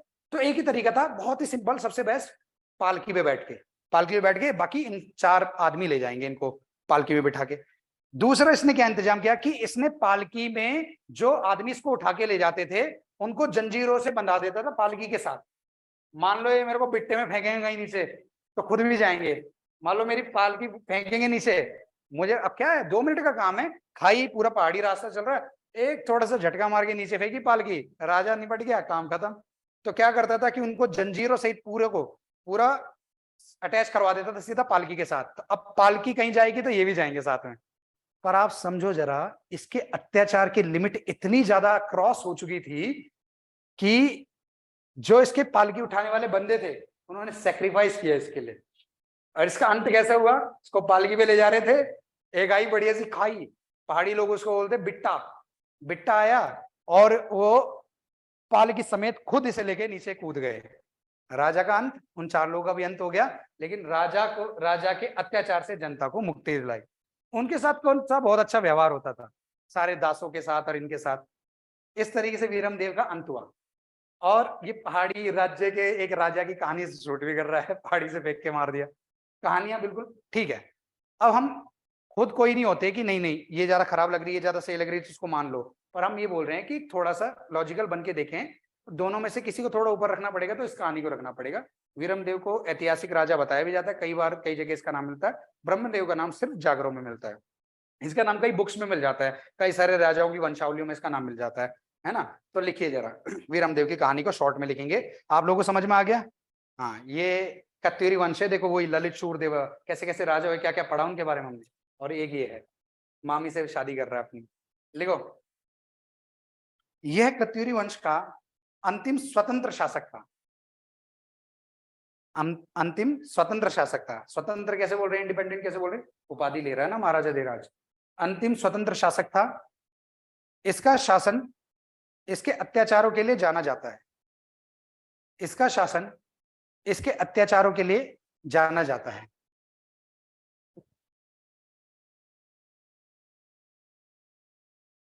इसने महाराजा धीराज की उपाधि धारण की। इसका शासन इसके अत्याचारों के लिए जाना जाता है। इसने महाराजा धीराज की उपाधि धारण की। इसने महाराजा धीराज की उपाधि धारण की। महाराजा धीराज की उपाधि धारण की। इसने महाराजा धीराज की उपाधि धारण की। इसने जनता पर कर बढ़ा दिए। कर यानी टैक्स। कर का मतलब होता है बच्चों टैक्स, इंग्लिश मीडियम वाले थोड़ा ध्यान दें। इसने जनता पर कर बढ़ा दिए। इसके अतिरिक्त इसने अपनी मामी तिलोत्तमा देवी से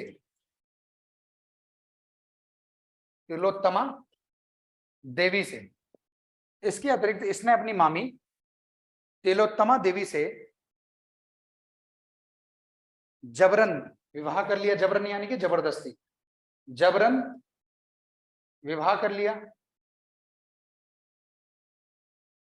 तिलोत्तमा देवी से जबरन विवाह कर लिया, जिस कारण जनता में इसके लिए आक्रोश व्याप्त हो गया। जिस कारण जनता में इसके लिए आक्रोश व्याप्त हो गया। आक्रोश व्याप्त, ठीक है। व्याप्त होना यानी कि भर जाना, है ना, फैल जाना। जनता में इसके लिए आक्रोश व्याप्त हो गया। वीरमदेव को उसकी पालकी उठाने वाले सैनिकों ने, सैनिक बोलो दास बोलो कुछ भी बोल दो, वीरमदेव को उसकी पालकी उठाने वाले सैनिकों ने, वीरमदेव को उसकी पालकी उठाने वाले सैनिकों ने, वीरमदेव को उसकी पालकी उठाने वाले सैनिकों ने खाई में फेंककर इसकी हत्या कर दी। खाई में फेंककर इसकी हत्या कर दी। खाई में फेंककर उसकी हत्या कर दी।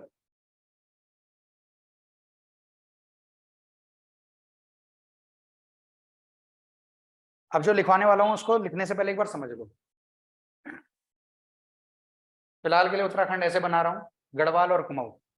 कुमाऊं में ये अपना ब्रांच इनका मेन था ही, ये पूरे कुमाऊं को कंट्रोल कर रहे थे। अब हम वीरमदेव को जब आखिरी राजा बता रहे हैं, ब्रह्मदेव को नाम पढ़ लिया, चाहे ब्रह्मदेव बोलो चाहे वीरमदेव बोलो आप उसको, ठीक है, कहानी कोई भी हो, राजा तो यही है आखिरी। तो जैसे ये खत्म हुए राजा, उसके बाद इनकी जो गवर्नर्स वगैरह रहे होंगे, इन्हीं के फैमिली के जो भी लोग जहां जहां थे, वो अपनी अपनी जगह में स्वतंत्र हो गए। मेन राजा मर गया और अब कोई ऐसा पावरफुल बंदा नहीं था जो सबके ऊपर मिलकर के एक राज कर सके, एक छत्र राज कर सके। तो ब्रांचेस टूट गई और पूरे कुमाऊं में इनके टुकड़े टुकड़े हो गए, अलग अलग जगह फैल गए, कत्यूरी ब्रांचेस बन गई। उनके नाम अभी बताऊंगा। और इधर तो आपको पता है कि इधर से शिफ्ट होते ही इधर भी कई सारी ब्रांचेस बन चुकी थी, जो कि 52 फोर्ट्स यानी कि गढ़ों के नाम से जाने गए। 52 गढ़ इधर भी बने पड़े थे। तो इधर 52 गढ़ बन गए, बन ही रहे थे, धीरे धीरे वो बन गए, स्वतंत्र हो गए। और इधर क्या हो गया, कुमाऊं में भी जहां इनका पूरा था राज, वो कुमाऊं में भी इनकी ब्रांचेस बन गई। जैसे वीरमदेव यानी कि आखिरी राजा की डेथ हुई, मृत्यु हुई। अभी ब्रांचेस के नाम आते हैं कुछ अलग, कौन कौन सी ब्रांचेस हैं क्या है, तो वो आपको बताता हूँ। लिखिए, पैरा चेंज करके लिखिए, एंडिंग लिख रहे हैं। वीरमदेव की हत्या के बाद कुमाऊं में, वीरमदेव की हत्या के बाद कुमाऊं में, वीरमदेव की हत्या के बाद कुमाऊं में कत्यूरी वंश कई शाखाओं में विभाजित हो गया। वीरम देव की हत्या के बाद कुमाऊं में कत्यूरी वंश कई शाखाओं में विभाजित हो गया। वीरम देव की हत्या के बाद कुमाऊं में कत्यूरी वंश कई शाखाओं में विभाजित हो गया।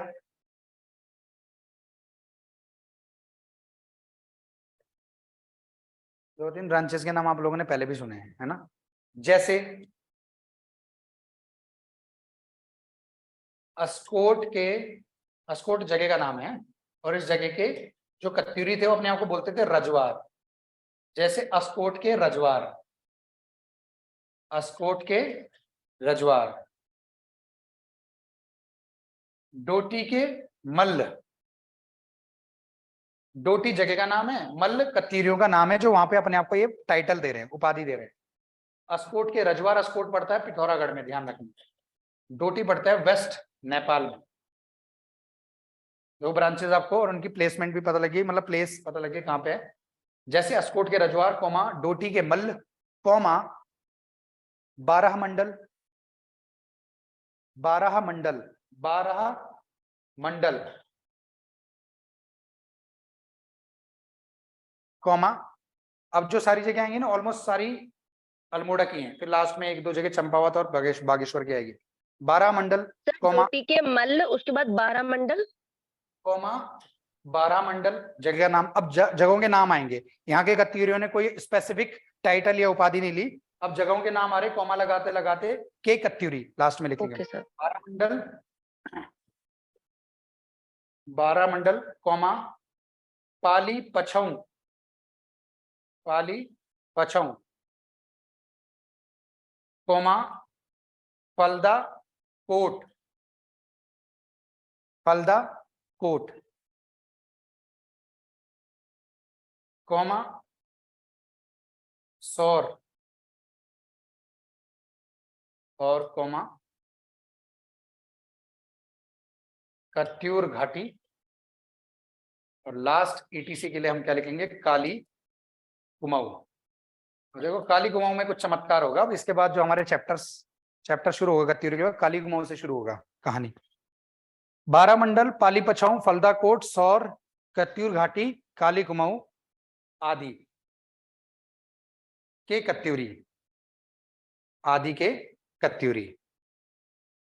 ठीक है, चलो ये अल्मोड़ा, ये अल्मोड़ा, ये अल्मोड़ा, ये पिथौरागढ़, ये बागेश्वर और ये चंपावत। ठीक है, वो वेस्ट नेपाल है, ये पिथौरागढ़ है। ठीक है, तो 12 मंडल कहाँ, अल्मोड़ा में, पाली पछाऊ का अल्मोड़ा में, फलदाकोट कहाँ, अल्मोड़ा में, सौर कहाँ, पिथौरागढ़ में। आज का जो पिथौरागढ़ सिटी है उसका पुराना नाम सौर है, तो पिथौरागढ़ ही है एक तरीके से पूरा। और बागेश्वर में कत्यूर घाटी आपको पता है, वैजनाथ के आसपास में इनकी जो एक ब्रांच थी वो वहां पे रह गई। और एक चंपावत में काली कुमाऊं, चंपावत से कहानी शुरू होगी, फिर हमारा अगला जो टॉपिक होगा, हालांकि अभी हम इनका एडमिनिस्ट्रेशन देखना है, उसके बाद हम नेक्स्ट टॉपिक पे जंप करेंगे, काली कुमाऊं चंपावत। ठीक है, ये जगह भी बता दी मैंने। आदि के कत्यूरी, इतनी जगह के कत्यूरी हो गए, ये तो नाम मिल रहे हैं हमको, इतनी जगह के ब्रांचेस बन गई इनकी, पता नहीं कितने बन गए होंगे ये, है ना। और गढ़वाल की, ये तो कुमाऊं की स्थिति बता दी, कुमाऊं ऐसे ऐसे डिवाइड हो गया कत्यूरियों से ही, और वो भी सारे कत्यूरी हैं। और गढ़वाल की स्थिति क्या है, गढ़वाल की मैंने नरसिंह देव में बता दी थी, वो वीरम देव के बाद वो भी जैसे ही इनके कंट्रोल छूटा था, धीरे धीरे वहां पे स्वतंत्र होने लगे थे। और फाइनली इनके पतन के साथ साथ गढ़वाल में भी हमको कई सारे अलग अलग ब्रांचेस दिखाई दी, और वहां पे दिखे हमें क्या, बावनगढ़। ठीक है, तो आप लोगों को वहीं लिखवा दिया था, उसको दोबारा अटैच नहीं करेंगे हम यहाँ पे। अब कत्यूरियों का पतन हो ही चुका है, कत्यूरियों के पतन के कारणों को हम लास्ट में देखेंगे टॉपिक के। हेडिंग डालिए कत्यूरी प्रशासन, हेडिंग डालिए कत्यूरी प्रशासन, कत्यूरी प्रशासन। देखो बच्चों एक चीज है, हमने पौरव प्रशासन में, पौरवों का जब हम प्रशासन देखा था, तो हमने एक प्रिंसिपल देखा था, एक सिद्धांत देखा था वहां पे हमने, और वो सिद्धांत था राजाओं का दैवीय उत्पत्ति का सिद्धांत। हमने उसे बहुत अच्छे से डिटेल में उस दिन पढ़ लिया था। तो अच्छा फायदा ये है कि हमने उस दिन अच्छे से पढ़ा, तो अब हम आगे बार बार उसको दोबारा से उतना डिटेल में नहीं पढ़ना पड़ेगा। तो वही बात है, कत्यूरियों का जो प्रशासन था या शासन था, वो दैवीय उत्पत्ति के सिद्धांत पर आधारित था। ये मतलब बेसिक है, पहले तो सबसे पहली बेसिक चीज दैवीय उत्पत्ति के सिद्धांत पर आधारित था इनका एडमिनिस्ट्रेशन। दैवीय उत्पत्ति का सिद्धांत यानी कि वही कि राजा धरती पर ईश्वर का प्रतिनिधि है, उसका रिप्रेजेंटर है, ठीक है, रिप्रेजेंटर बोलते हैं, रिप्रेजेंटेटर बोलते हैं, हाँ जो भी है, हाँ। तो ये प्रतिनिधि है यानी कि रिप्रेजेंट कर रहा है किसको, ईश्वर को, हाँ, प्रतिनिधि है धरती पे ईश्वर का, राजा है।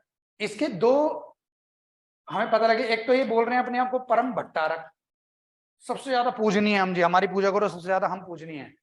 दूसरा ये अपने आप को बोल रहे हैं परम ईश्वर, ईश्वर से भी ऊपर, ईश्वर में भी सबसे ऊपर परमेश्वर, है ना। और तीसरा इनके नाम के पीछे एक उपाधि लग रही है, ये भी नाम के पीछे लग रहा है। अगर ये किसी पर्टिकुलर राजा का नाम होता तो हर राजा इसे अपने नाम के पीछे नहीं लगाता। ये भी एक उपाधि चल रही है इनकी फैमिली में कि नाम के पीछे देव लगाना ही लगाना है। वसंत देव, है ना, दूसरे का नाम नहीं मिला, खरपर देव, त्रिभुवन राजदेव, अधिराज राजदेव, कल्याण राजदेव, उसका दोनों के एक ही नाम थे, अलग अलग नाम थे एक बंदे के। निम्बर देव, है ना, ललितशूर देव, इष्टगण देव, और ये आपका भूदेव, और उसके बाद सलोणादित्य एक अलग था थोड़ा मामला। बाकी इच्छट देव और सारे पद्मठ देव और देशर देव आपने देखे ही थे। सुभिक्ष राजदेव, नरसिंह देव तक में भी ये दिख रहा है हमें, जागर के राजाओं के नाम में भी देव दिख रहा है, ब्रह्मदेव के नाम में भी देव दिख रहा है, ब्रह्मदेव, वीरम देव, सब राजाओं में देव। तो ये देव उपाधि भी इस बात को कि देवता के समान अपने आप बोल रहे हैं, है ना। उस समय नाम मीनिंगफुल रखे जाते थे, ऐसे नहीं कि रख दिया बस देव नाम, इसका मीनिंग मानते थे उसके नाम का, तो तब कुछ वजन मानते थे, तब जाके रखा जाता था। ये सारी चीजें इस और हमें बताती है कि इनका प्रशासन वेरी वेरी इंपॉर्टेंट बच्चों, वेरी इंपॉर्टेंट। अभी तक देखो चंदों का पूछा गया है ना, मेंस में लॉन्ग क्वेश्चंस में चंद प्रशासन की डिटेल, पवारों का भी एक आध बार पूछा गया छोटे मोटे रूप में, लेकिन अभी तक कत्यूरियों का उस डिटेल में नहीं आया। और लॉन्ग क्वेश्चन में जिस दिन कत्यूरी का आ गया ना, तो ये मान के चलो कि ये आएगा ही आएगा, आज नहीं तो कल आएगा। कत्यूरी प्रशासन बड़ा इंपॉर्टेंट है। और मैंने आपको बताया था उत्तराखंड का आज का प्रेजेंट जो कल्चर है उसको बनाने के, जो उसको बेस बनाने की जो काम किया था कत्यूरियों ने किया था। आज का उत्तराखंड इन्हीं की देन है, मैं ये मानता हूँ। जो आज तक इनका था, जो आज भी कल्चर चल रहा है, इनके टाइम से चल रहा है सब कुछ, पूजा पद्धति से लेकर, पहनावे से लेकर, बोलचाल से लेकर, सब कुछ पहाड़ी पना जो है वो यहाँ से है। तो लिखिए कत्यूरी प्रशासन, पहले इंट्रो लिखेंगे, फिर समझेंगे कुछ चीजों को। और जो पोस्ट है ना, पोस्ट को पिछले वाले उसकी तरह ही मैं आप लोगों को ग्रुप में भिजवा दूंगा। जो पोस्ट है इधर, ये पोस्ट है, उसका नाम, उसका काम क्या था, ये पोस्ट इसका काम क्या था, और जो समझने वाला है पूरा लिखवा दूंगा आपको, ठीक है, ताकि टाइम बचे और हम नेक्स्ट टॉपिक पे जल्दी से चले जाएं। अभी उत्तराखंड की हिस्ट्री के बाद फिर ज्योग्राफी पॉलिटी वगैरह भी पढ़नी है। हालांकि हिस्ट्री जितनी बड़ी ज्योग्राफी पॉलिटी नहीं होती है, लेकिन ये थोड़ा एक बार अच्छे से समझ में आ गया तो बाकी सब में कमांड बनी जाती है। ये हिस्ट्री मेन चीज मैं मानता हूँ, किसी भी विषय की हिस्ट्री पे कमांड बन गई तो आपका उस सब्जेक्ट के साथ एक तरीके का अटैचमेंट हो जाता है, फिर आप बाकी सारी चीजें कवर कर सकते हो, बहुत सारी चीजें इसी में आ जाती है। लिखिए कत्यूरियों का प्रशासन, कत्यूरियों का प्रशासन दैवीय उत्पत्ति के सिद्धांत पर आधारित था। कत्यूरियों का प्रशासन दैवीय उत्पत्ति के सिद्धांत पर आधारित था। कत्यूरियों का प्रशासन दैवीय उत्पत्ति के सिद्धांत पर आधारित था। कत्यूरी राजाओं की विभिन्न उपाधियां इसका प्रमाण है। कत्यूरी राजाओं की विभिन्न उपाधियां इसका प्रमाण है। कत्यूरी राजाओं की विभिन्न उपाधियां इसका प्रमाण है। राजा प्रशासन के केंद्र में था, एडमिनिस्ट्रेशन के सेंटर में खुद राजा था, ठीक है, उसी से सब कुछ चलता था। मतलब राजा प्रशासन के केंद्र में था, राजा प्रशासन के केंद्र में था तथा तीनों प्रकार की शक्ति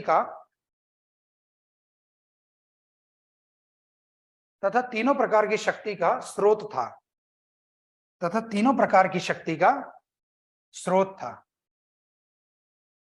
हालांकि इसमें कुछ अलग नई बात नहीं है। तीन प्रकार की शक्तियां यानी कि कार्यपालिका, यानी कि अपने राज्य को चला भी वही रहा है, रूल वही करेगा अपने राज्य पे। विधायिका यानी कि नियम कानून भी वही बनाएगा अपने राज्य के। और न्यायपालिका यानी कि न्याय भी वही करेगा। तीन प्रकार की शक्तियां होती हैं, शासन करने की, नियम बनाने की और न्याय करने की, जिसको आज हमने डिवाइड कर दिया है तीन हिस्सों में।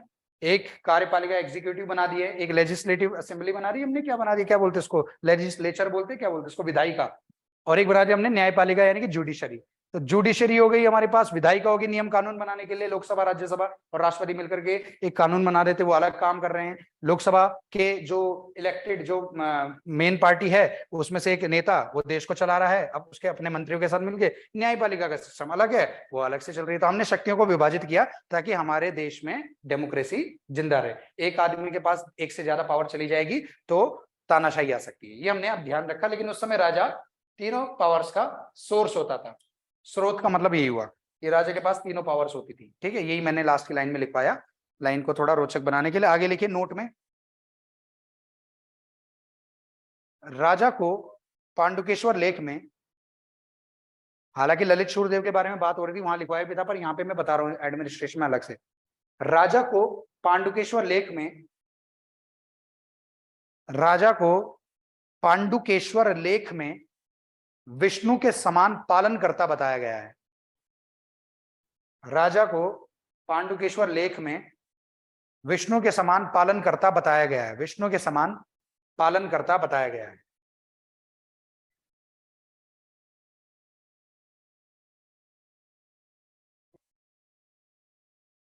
वो एक ऐसा नाम दूंगा मैं आप लोगों को जो आप याद नहीं रख पाओगे, रखने की जरूरत भी नहीं है, पर ठीक है, आप उससे रिलेटेड जानकारी फिर अलग से लिख सकते हो फिल्टर करके। देखो, पांडुकेश्वर अभिलेख को हम बेस बनाते हैं, वैसे सारे अभिलेखों में ऐसी कॉमन जानकारी मिल जाती है। अपने एडमिनिस्ट्रेशन के बारे में सब बता रहे तो बता ही रहे हैं, हर राजा बताएगा, और राजा सारे एकत्रित हुई है तो एक जैसा एडमिनिस्ट्रेशन है, किसी राजा ने अलग तरीके का नहीं बनाया कुछ। देखो, सभी के अभिलेखों में हमें राज्य मंत्री, युद्ध मंत्री और लेखक का नाम मिल रहा है, राजा का नाम मिल रहा है, उसके पिताजी वगैरह, तो बिल्कुल सिमिलर चल रहा था। हम पांडुकेश्वर की बात इसलिए करते हैं क्योंकि इस वंश का सबसे प्रतापी राजा ललित शूरदेव था, और ललित शूरदेव के लेख में जो लिखा होगा हमें सबसे बेस्ट लिखा मिलेगा, एडमिनिस्ट्रेशन से लेके सब कुछ। तो पांडुकेश्वर अभिलेख में ही ललित शूरदेव को विष्णु के अवतार वराह के समान बताया गया है। मैंने ललित शूरदेव में लिखवाया था, वराह अवतार के समान बताया गया है ललित शूरदेव को। उसी के अभिलेख में राजा को विष्णु के समान पालन करता बता दिया कि भाई जैसे विष्णु है वैसे राजा है, पालन करते हैं यहाँ पे। और इसी अभिलेख में एक मंत्री परिषद का उल्लेख है, मंत्री परिषद, जिसको इंग्लिश में हम लोग बोलते हैं काउंसिल ऑफ मिनिस्टर्स। ठीक है, इंडिया में भी ऐसा होता है कि जो भारत की सरकार है उसके पास भी एक काउंसिल ऑफ मिनिस्टर्स हैं, राज्य की सरकार के पास काउंसिल ऑफ मिनिस्टर्स होते हैं। ध्यान रखना, कैबिनेट अलग है। तो काउंसिल ऑफ मिनिस्टर्स अगर इंडिया के लेवल पे देखें तो जो प्रधानमंत्री हैं उन्होंने जो मंत्री सेलेक्ट किए और उनकी शपथ करवाई है राष्ट्रपति से, वो लगभग 60 से 70 मंत्री हैं, जिनमें कैबिनेट के मंत्री शामिल है, प्लस राज्य मंत्री स्वतंत्र प्रभार वाले हैं, वो अलग कॉन्सेप्ट है पॉलिटी में समझना। और एक तीसरे होते हैं नॉर्मल राज्य मंत्री, और एक होते हैं उप मंत्री। इन सब से मिलकर के 60-70 बनते हैं। लेकिन इन 60-70 में से 15-20 मंत्री होते हैं मेन और पावरफुल, जिनको बोलते हैं हम लोग कैबिनेट, और इसी को हम मंत्रिमंडल भी कहते हैं।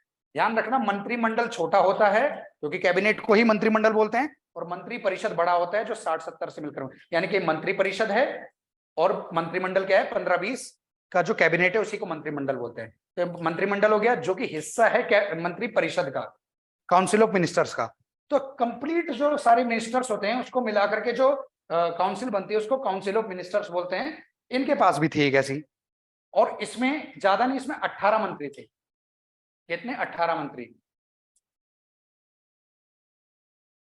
तो कत्यूरियों की एक मंत्री परिषद थी, इसका उल्लेख उन्होंने अपने अभिलेख में किया और बताया कि हमारे इस मंत्री परिषद में 18 मंत्री है। उन्होंने संख्या नहीं बताई, उन्होंने अपनी मंत्री परिषद का नाम बताया जिसके नाम के आगे ही अष्टादश लिखा हुआ है।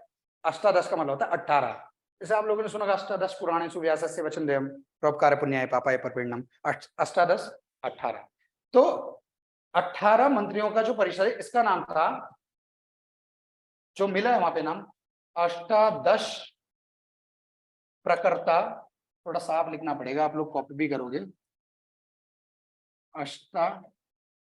अष्टादश प्रकर्ता धीष्ठानीय। ठीक है, तो ये नाम बताया इन्होंने अपनी मंत्री परिषद का।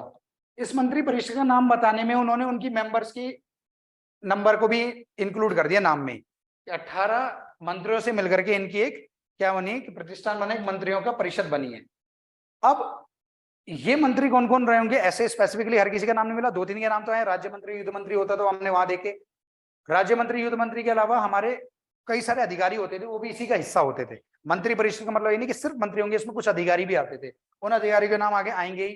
तो आप लोगों को इस वर्ड को लिखना पड़ेगा अभी, और मैं अभी बताऊंगा कैसे लिखना है। लिखो जरा पैरा चेंज करके। पांडुकेश्वर लेख में एक मंत्री परिषद का उल्लेख मिलता है। पांडुकेश्वर लेख में एक मंत्री परिषद का उल्लेख मिलता है। पांडुकेश्वर लेख में एक मंत्री परिषद का उल्लेख मिलता है। और इसकी इंग्लिश नहीं है कुछ, इंग्लिश में भी ऐसे ही लिखना पड़ेगा इसको, क्योंकि वर्ड ये यूज किया उन्होंने, प्रॉपर ये वर्ड है वहां पे। पांडुकेश्वर लेख में एक मंत्री परिषद का उल्लेख मिलता है जिसे अष्टादश प्रकृताधीष्ठानीय, ये षटकोण है, प्रकृताधीष्ठानीय, अष्टादश प्रकृताधीष्ठानीय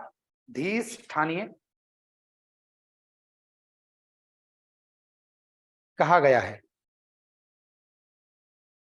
अष्टादश प्रकृताधीष्ठानीय कहा गया है। अर्थात ये मंत्री परिषद 18 सदस्यों से मिलकर बनी थी। अर्थात ये मंत्री परिषद 18 सदस्यों से मिलकर बनी थी। 18 सदस्यों से मिलकर बनी थी, जिसमें कुछ के नाम आए हैं, मतलब ना मैं वो बता रहा हूं, जिसमें आमात्य यानी कि प्राइम मिनिस्टर, जिसमें आमात्य, कोमा, कुमार आमात्य, कुमार आमात्य, कोमा,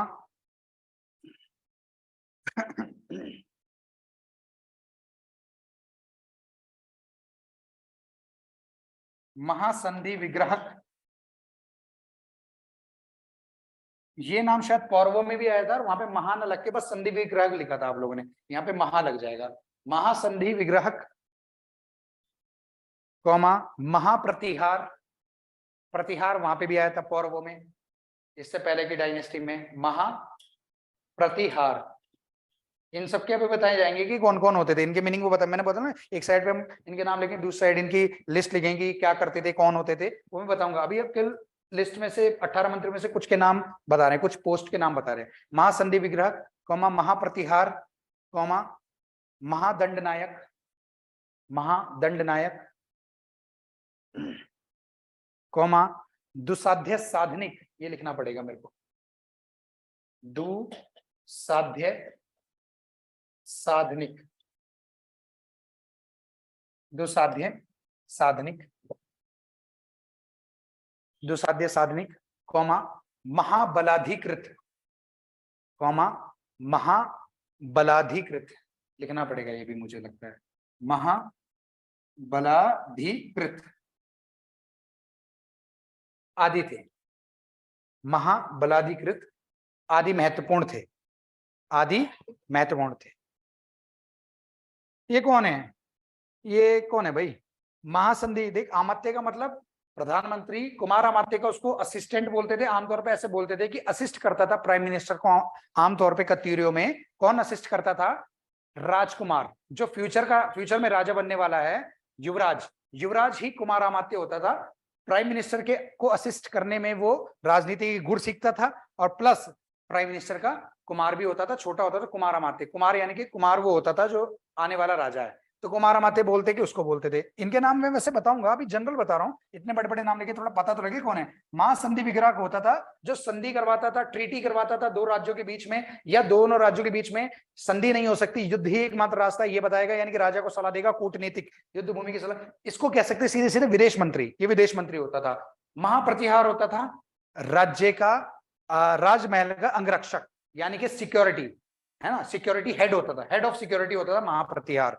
महाबलाधिकृत कौन होता था? सबसे बड़ा सुप्रीम कमांडर है ना, सबसे बड़ा, वही सीडीएस हो गया, जैसे सुप्रीम कमांडर होता था तीनों सेनाओं का, 4 सेना होती थी, चारों सेनाओं का सुप्रीम कमांडर होता था, ठीक है। और ये दुसाध्य साधनिक बड़ा इंटरेस्टिंग है, ये होता था गुप्तचर, यानी कि रॉ का हेड, ठीक है, गुप्तचर विभाग का प्रमुख।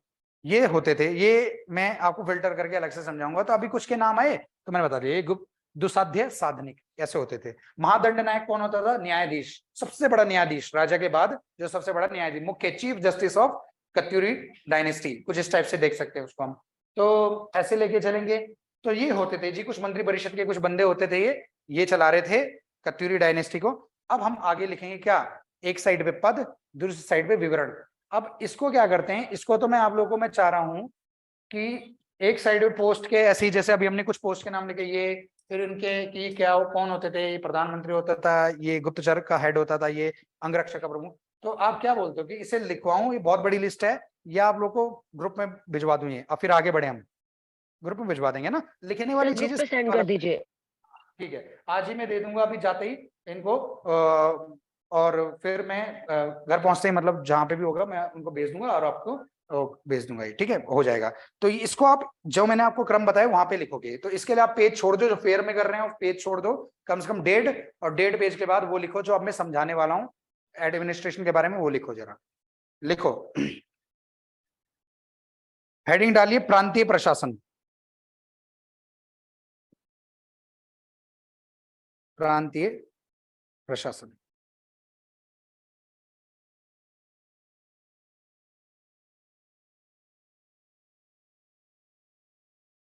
तो आप लोग इस चीज को समझते हैं कि प्रांतीय प्रशासन किसको बोलते हैं? बताओ जरा, किसे कहते हैं प्रांतीय प्रशासन? सर जो स्टेट लेवल पर होता है, या छोटे हाँ, छोटे राज्यों का कह सकते हैं, छोटे टुकड़ों का। बिल्कुल बिल्कुल सही बोला है। तो छोटे छोटे राज्यों से मिलकर के जब एक देश बनता है या एक साम्राज्य बनता है, तो उसको समझने, उसकी एडमिनिस्ट्रेशन को समझने के लिए हम लोग बोलते हैं, एक वर्ड यूज करते हैं, प्रांतीय प्रशासन। अगर हमें किसी का प्रांतीय प्रशासन पता है तो हमें उस राज्य का एडमिनिस्ट्रेशन पूरा पता लग जाए। कैसे, मैं बताता हूं। ये पूरे एरिया पे कत्यूरी राज कर रहे थे। कत्यूरियों, इस पूरे एरिया का सम्राट या राजा एक था, वो कत्यूरी राजा होता था। तो कत्यूरी राजा कैसे राज करेगा, कैसे नहीं करेगा, ये उसके ऊपर है, क्योंकि वो निरंकुश शासक है, उसको कोई नहीं बोल सकता ऐसे करो।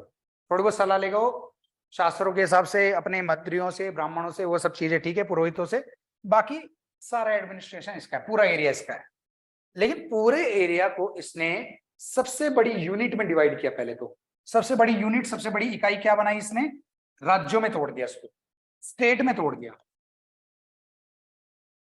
तोड़ दिया ना स्टेट में। अब मेरी बात ध्यान से समझो, हमें कत्यूरियों का एडमिनिस्ट्रेशन देखना है कि इनका एडमिनिस्ट्रेशन कैसे काम करता था, क्या था इनका एडमिनिस्ट्रेशन। तो उसके लिए हम क्या करें, अगर हमने एक स्टेट उठा के, कोई भी स्टेट, हम नाम नहीं बोल रहे स्टेट, हमने बोले बस स्टेट, किसी स्टेट को उठा के उसके टुकड़े बता दिए कि ये स्टेट किससे मिलकर के बना था, वो हिस्सा किससे मिलकर के बना था, वो किससे मिलकर के, इस हिस्से का हेड कौन होता है, इसका हेड कौन होता था, स्टेट का हेड कौन होता था, ये पता लग गया। तो हमको पता लग गया सारे स्टेट्स का। और सारे स्टेट्स का पता लगने का मतलब है कि कत्यूरी राजाओं के समय में एडमिनिस्ट्रेशन ऐसे चलता था। मेरे कहने का मतलब क्या है कि इनका राज्य जो था वो जिलों में विभाजित था, जैसे हमारा है। हालांकि हमारा तो पहले मंडल भी आता है बीच में, फिर जिले इनके तहसीलों में बटे होंगे, ठीक है। तहसीलें इनकी जो है किसमें बटी होंगी? डायरेक्ट ग्राम में आएगा। हाँ, सब कस्बे हो सकते हैं, ग्राम हो सकते हैं। वगैरह तो आज के हिसाब से हो जाएगा, बहुत लंबा एडमिनिस्ट्रेशन आज के हिसाब से, ये अंग्रेज दे के गए थे हमको। लेकिन राज्य, जिला, तहसील, ग्राम, इस तरीके से इन्होंने अपने राज्य को डिवाइड किया होगा। अपने एक राज्य को ध्यान से समझो, ये एक राज्य का डिवीजन है, एक स्टेट का डिवीजन है। ये पूरा एक स्टेट है, ये बना है कई सारे जिलों से मिलकर के, ये बना है, एक बार देखो, कई सारे जिलों से मिलकर के। फिर एक जो जिला है, एक जो डिस्ट्रिक्ट है, वो कई सारी तहसील से मिलकर के बना है। और जो ये एक तहसील है, ये एक तहसील जो है वो कई सारे गांव से मिलकर के बनी है। परगना पट्टी भी ये पंवारों और चंदों के बाद आया था। परगना और पट्टियां जो पटवारी क्षेत्र है, पहले नहीं थे, कत्यूरों के समय में नहीं थे, ये था मोटा मोटा हिस्सा ये था। तो अगर आप ध्यान से देखो, तो अगर हमें पता लग जाए कि इनका जो सबसे छोटा यूनिट है गांव, इसका हेड कौन होता था, हम मान लेते हैं आज के हिसाब से प्रधान होता था। तहसील का हेड, और ये पूरी इस तहसील का हेड कौन होता था, हमें पता लग गया कि इसका हेड होता था जी तहसीलदार, ठीक है, एसडीएम बोल दिया हमने। और इस जिले का हेड कौन होगा? डीएम होगा जी। और इस पूरे स्टेट का हेड कौन होगा? गवर्नर होगा, ऐसे बोल दिया हमने कुछ, या राजा होगा या मुख्यमंत्री होगा, सीएम बोल दिया हमने कुछ भी। तो हमें पता लग गया कि ये जो पूरा स्टेट है वो गवर्नर से चल रहा है, और उसके नीचे डीएम है, उसके नीचे एसडीएम है, उसके नीचे प्रधान है। हायरार्की हमें इस तरीके से पता लगी कि ऊपर से लेके नीचे तक हमें प्रशासक पता लग गए, इस स्टेट के अंदर कौन कौन रूल कर रहा है और किस किस हिस्से को रूल कर रहा है, उन हिस्सों के नाम पता लग गया, और हमें इनका एडमिनिस्ट्रेशन का ढांचा पता लग गया। आज हमारा कोई एडमिनिस्ट्रेशन जानना चाहेगा तो ये तो देखिए हमारा जो देश है वो राज्यों में बटा है, राज्य जिलों में, मंडलों में बटा है, मंडल जिलों में बटे, जिले तहसील में, तहसील से नीचे भी ब्लॉक्स वगैरह ये सब आते हैं, वो सब चीजों में बट करके फाइनली हमारी सबसे यूनिट क्या है, सबसे छोटी यूनिट क्या है हमारे देश की? ग्राम, गांव। और सबसे बड़ी यूनिट क्या है? स्टेट, हमारे देश की। तो यही तो जानना, एडमिनिस्ट्रेशन जानना हुआ कि हमारा इनके समय का जो एडमिनिस्ट्रेशन था, प्रशासन था, उसका ढांचा, उसका स्ट्रक्चर क्या था, वो ये था। और जब हमने एक स्टेट का देख लिया तो सारे स्टेटों में यही रूल लागू होगा, और सारे स्टेट्स का पता लगने का मतलब पूरे कत्यूरी डायनेस्टी का हमें एडमिनिस्ट्रेशन का फंडा पता लग गया। इसे कहते हैं प्रांतीय प्रशासन। प्रांत का मतलब होता है स्टेट, स्टेट का प्रशासन समझ में आ गया तो कत्यूरी प्रशासन समझ में आ जाएगा, ये हम लेके चलते हैं। तो अब हम इसी चीज को लिखेंगे। प्रांतीय प्रशासन में पहले एक दो इंट्रो लिख लो, फिर उसके बाद हम इस मैप चित्र को बनाएंगे। तो लिखिए, कत्यूरियों ने अपने संपूर्ण साम्राज्य को, कत्यूरियों ने अपने संपूर्ण साम्राज्य को, संपूर्ण साम्राज्य को राज्यों में, राज्यों को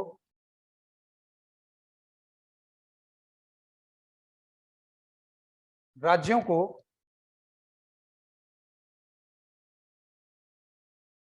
जिलों में, जिलों को, जिलों को तहसीलों में, और तहसीलों को गांव में विभाजित किया था। ये हमने आज की लैंग्वेज में लिखा, ओरिजिनल नाम हम डायग्राम में लिखेंगे। जिलों को तहसीलों में, तहसीलों को गांव में विभाजित किया था। इन प्रत्येक इकाइयों का अलग अलग प्रशासक होता था। इन प्रत्येक इकाइयों का, इकाई यानी यूनिट, हर एक यूनिट का अलग अलग एडमिनिस्ट्रेटर होता था, ये बोलना चाह रहा हूं मैं हिंदी में। इन प्रत्येक इकाइयों का अलग अलग प्रशासक होता था।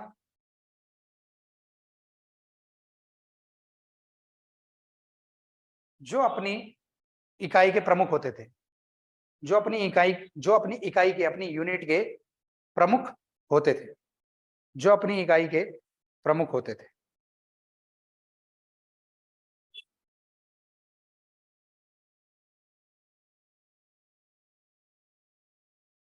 इकाई के प्रमुख होते थे। कत्यूरियों का प्रशासन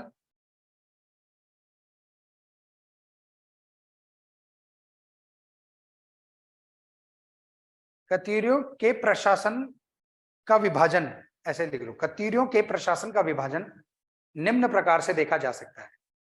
कत्यूरियों के प्रशासन का विभाजन निम्न प्रकार से देखा जा सकता है। तो सबसे ऊपर क्या था? देश, उसको ही क्या बोलते थे? साम्राज्य। राज्य बोल नहीं सकते, क्यों नहीं बोल सकते राज्य? अभी समझ में आएगा आप लोग। साम्राज्य बटा हुआ था राज्य में, और राज्य को ये लोग बोलेंगे प्रांत, अपने टाइम के हिसाब से, ठीक है। प्रांत, प्रांत जो डिवाइड थे वो थे विषय में, अपने टाइम का नाम बता रहा हूं, इनके टाइम में क्या बोलते थे, और विषय डिवाइड थे तहसील में। अब अजीब बात यह कि हमें तहसील का नाम नहीं मिला, लेकिन तहसील के एडमिनिस्ट्रेटर का नाम मिला हुआ है, तो हम यहाँ पे तहसील ही लिख देंगे ताकि हमें उसके एडमिनिस्ट्रेटर का नाम लिखने में कोई दिक्कत ना हो, ठीक है।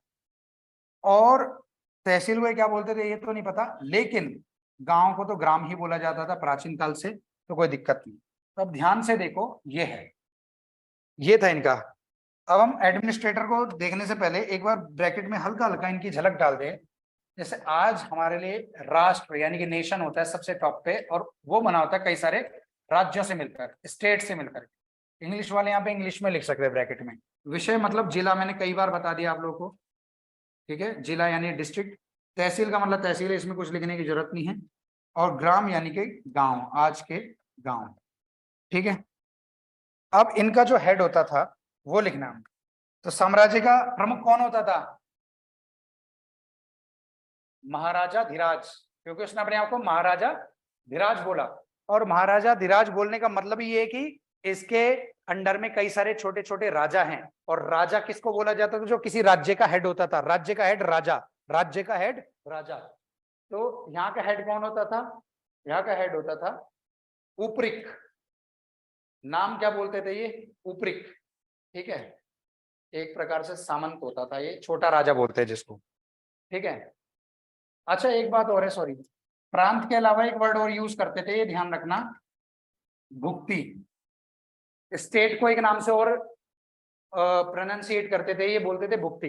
ये बोलते थे, इसको उच्चारण करते हैं भुक्ति बोल के, कि भुक्ति। भुक्ति का हेड कौन? उपरिक। प्रांत का हेड कौन? उपरिक, ध्यान रखना, उपरिक।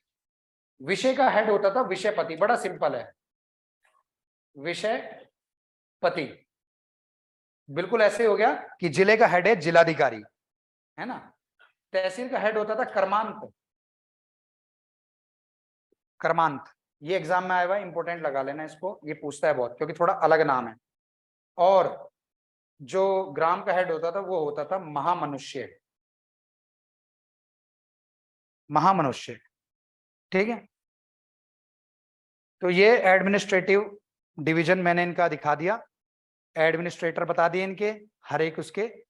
साम्राज्य प्रांतों में टूटा था, हर एक प्रांत में उपरीक होता था, और हर प्रांत के अंदर जो जिले होते थे, हर एक जिले में एक विषयपति होता था, हेड होता था, हेड ऑफ डिस्ट्रिक्ट होता था, हेड ऑफ तहसील हो गया, हेड ऑफ विलेज हो गया। तो ये है महामनुष्य, ठीक है। ये आप लोगों ने उतार लिया होगा, या इसका स्क्रीनशॉट जो भी आप लेना चाहे वो ले लो। ये इनका एडमिनिस्ट्रेशन, प्रांतीय प्रशासन। इसको आप ऐसे बना के दिखा दोगे तो मजा आ जाएगा एग्जामिनर को। जब आप इनका एडमिनिस्ट्रेशन पूछेगा, मान लो सिर्फ प्रांतीय प्रशासन पूछ रहा है, आप ये लिखोगे, और ये लिखने के बाद ना, एक कहते हैं ना कि चलो जब हमने खाना खिला दिया है तो एक पाचन की गोली भी दे देते आदमी को, और राहत मिलेगी, मजा आ जाएगा। मतलब हमने अभी खाना खिलाया, छोले भटूरे खिलाए, चलो एक फ्रेश जूस भी पिला देते इसके पीछे। अब मुझे पता है तुम्हारे मुंह में पानी भी आ रहा है, लेकिन सोचो ना, अगले को और अच्छा लगेगा जब आप बताओगे यहीं पे नीचे कि इनके कुछ विषयों के नाम मिले हमको। समझ रहे हो, छोटी मोटी बात नहीं, विषयों के नाम मिले हमको। इनके एक राज्य का नाम मिला, एक सिंगल राज्य का नाम याद है कुछ? सर जयकुल भुक्ति। वेरी गुड, जय कुल, शाबाश बच्चे, जय कुल भुक्ति। और देखो उन्होंने अपने राज्य के नाम के राज्य की जगह उन्होंने क्या बोला? जय कुल भुक्ति। यानी कि ये दरअसल इंडिकेट कर रहा है कि एक राज्य है जयकुल, दरअसल उस स्टेट का नाम था उत्तराखंड राज्य, जयकुल भुक्ति। समझ रहे हो ना, ये नाम है और ये राज्य बोल रहे पीछे से, भुक्ति बोलते थे अपने स्टेट को, बोल दिया जयकुल भुक्ति, इसका एक नाम मिला, ठीक है। और इसके लिए एक सड़क बनाई थी वसंत देव के बेटे ने, जिसका नाम मिट गया है, ये भी मैंने आपको बताया था, वो वहां पे लिखवाया हुआ है। विषयों में 4 विषय के नाम मिले हैं, वैसे 5 के मिले, 5वां हमें जागरों में मिला। तो जागर को हम और ज्यादातर माइथोलॉजी बोलते हैं, लेकिन फिर भी अगर जागर वाला भी हमें कहीं से कलेक्ट करके मिल गया नाम तो कर देते हैं। अच्छा, ब्रह्मदेव ने जो तैमूर लंग के साथ लड़ाई करके और वीरगति प्राप्त की थी, तो वहां पे हरिद्वार का नाम हरिद्वार ना आके उसका नाम आया है मायापुर हाट विषय, जिला। उनको जिला बताया गया है, विषय बताया गया है कतीरों का, जागर में। तो जागर में जब राजा का नाम हमें नहीं पता कि असली है कि नकली है, तो हमें जिला भी नहीं कह सकते कि जिला भी असली है कि नकली है, पर था ये हरिद्वार का एरिया ही। तो 4 जिलों के नाम भी मिल गए, जैसा एक था टंकणपुर, एक था ऐशाल, टंकणपुर विषय, ऐशाल विषय, और एक था आपका अंतराग विषय, और एक था आपका कार्तिकेयपुर विषय,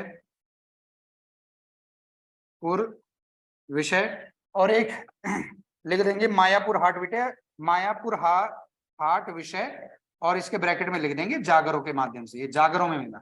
तो मैं तो आप लोगों को ये ऐसे लिखवा रहा हूँ, या आप लोग इसको ऐसे लिखोगे, अगर कोई लिखना चाह रहा है तो ऐसे लिख दो यहाँ पे विषय के आगे, भुक्ति के आगे से, लेकिन आप वहां पे सीरीज में 1-2 लाइन लिखने के बाद तब बताओगे कि इनके प्रांतीय प्रशासनों से संबंधित कुछ विषयों और कुछ प्रांतों के नाम, कुछ भुक्तियों के नाम हमें प्राप्त हुए इनके अभिलेखों से, सीधे सीधे इनके राज्यों और इनके जिलों के नाम मिल रहे हैं हमें कुछ के, तो हमने बता दिया, वो लिख के दे दोगे उसको, मतलब एक चटकारा आ जाएगा लास्ट में। अरे वाह यार, मैंने प्रांतीय प्रशासन पूछा था। अगर क्वेश्चन थोड़ा लेंदी पूछ रहा है, मतलब 25 वर्ड नहीं है, कुछ है 25 वर्ड में तो आप ये बना के 2-4 बातें लिख के खत्म कर दोगे, लेकिन थोड़ा बड़ा पूछ रहा है तो आप थोड़ा डिटेल दे सकते हो उसको, देखो मेरे को ये भी पता है, ठीक है। ये कोई आलतू फालतू चीज नहीं है, कभी बोलते ना टॉपिक से भटक जाते हैं, तो टॉपिक से भटकना नहीं है, टॉपिक के अंदर की चीज है कि हम विषय के बारे में बात करें, 4 विषयों के नाम इनके अभिलेखों में भी मिले, ठीक है। अब इसे आप लोगों ने कर लिया होगा जैसे भी। अब हम लिखेंगे इनका, कल लिखेंगे यार, वो आप पर हेडिंग डाल के रख लो आप लोग, सैन्य संगठन। चल हम इनकी सेना समझेंगे, बड़ी इंटरेस्टिंग है सेना। इनकी सेना में पैदल है, इनकी सेना में हाथी हैं, इनकी सेना में घोड़े हैं, और इनकी सेना में ऊंट भी हैं। और ये बड़ी अचरज की बात है कि उत्तराखंड में पहले तो हाथी नहीं समझ में आ रहे, हाथी हैं उत्तराखंड के तराई वाले क्षेत्रों में कई जगह मिल जाते हैं हमको, हाथी हैं कुछ जगह हमारे पास हैं हाथी, लेकिन पहाड़ी राज्य में हाथी का युद्ध में क्या काम है। और दूसरी बात, पहाड़ी राज्य में हाथी के द्वारा युद्ध नहीं हो सकता। मैं सच बोलूं तो घोड़े से भी नहीं हो सकता, बहुत पॉसिबली नहीं हो सकता, हर जगह, कुछ जगह हो सकता, कुछ जगह नहीं हो सकता। घोड़े से थोड़ा ट्रेवल कर सकते थे उस समय के लोग, पर युद्ध जैसी चीजें नहीं हो सकता। कोई मैदान हो, कहीं कोई वैली हो, वहां पे हो सकता था घोड़ों के साथ युद्ध, चलो घोड़े भी मान लिया, हाथी भी हम एक आध लेके चले गए, डराने के लिए ले जाता हूँ, पर ऊंट कहाँ से आ रहे हैं उत्तराखंड के अंदर। अब ये लिख रहे हैं अपने अभिलेखों में, खुद ताम्रपत्र अभिलेखों में ऊंटों का जिक्र आया है, तो हो सकता है थोड़ा बड़ा चढ़ा के लिख दिया, और हो सकता है कि पता नहीं भैया उस समय वो क्या चल रहा था, कुछ एक्सपेरिमेंट कर रहे थे, क्या करते। आज के लिए इतना ही, थैंक यू सो मच, कल मिलते हैं।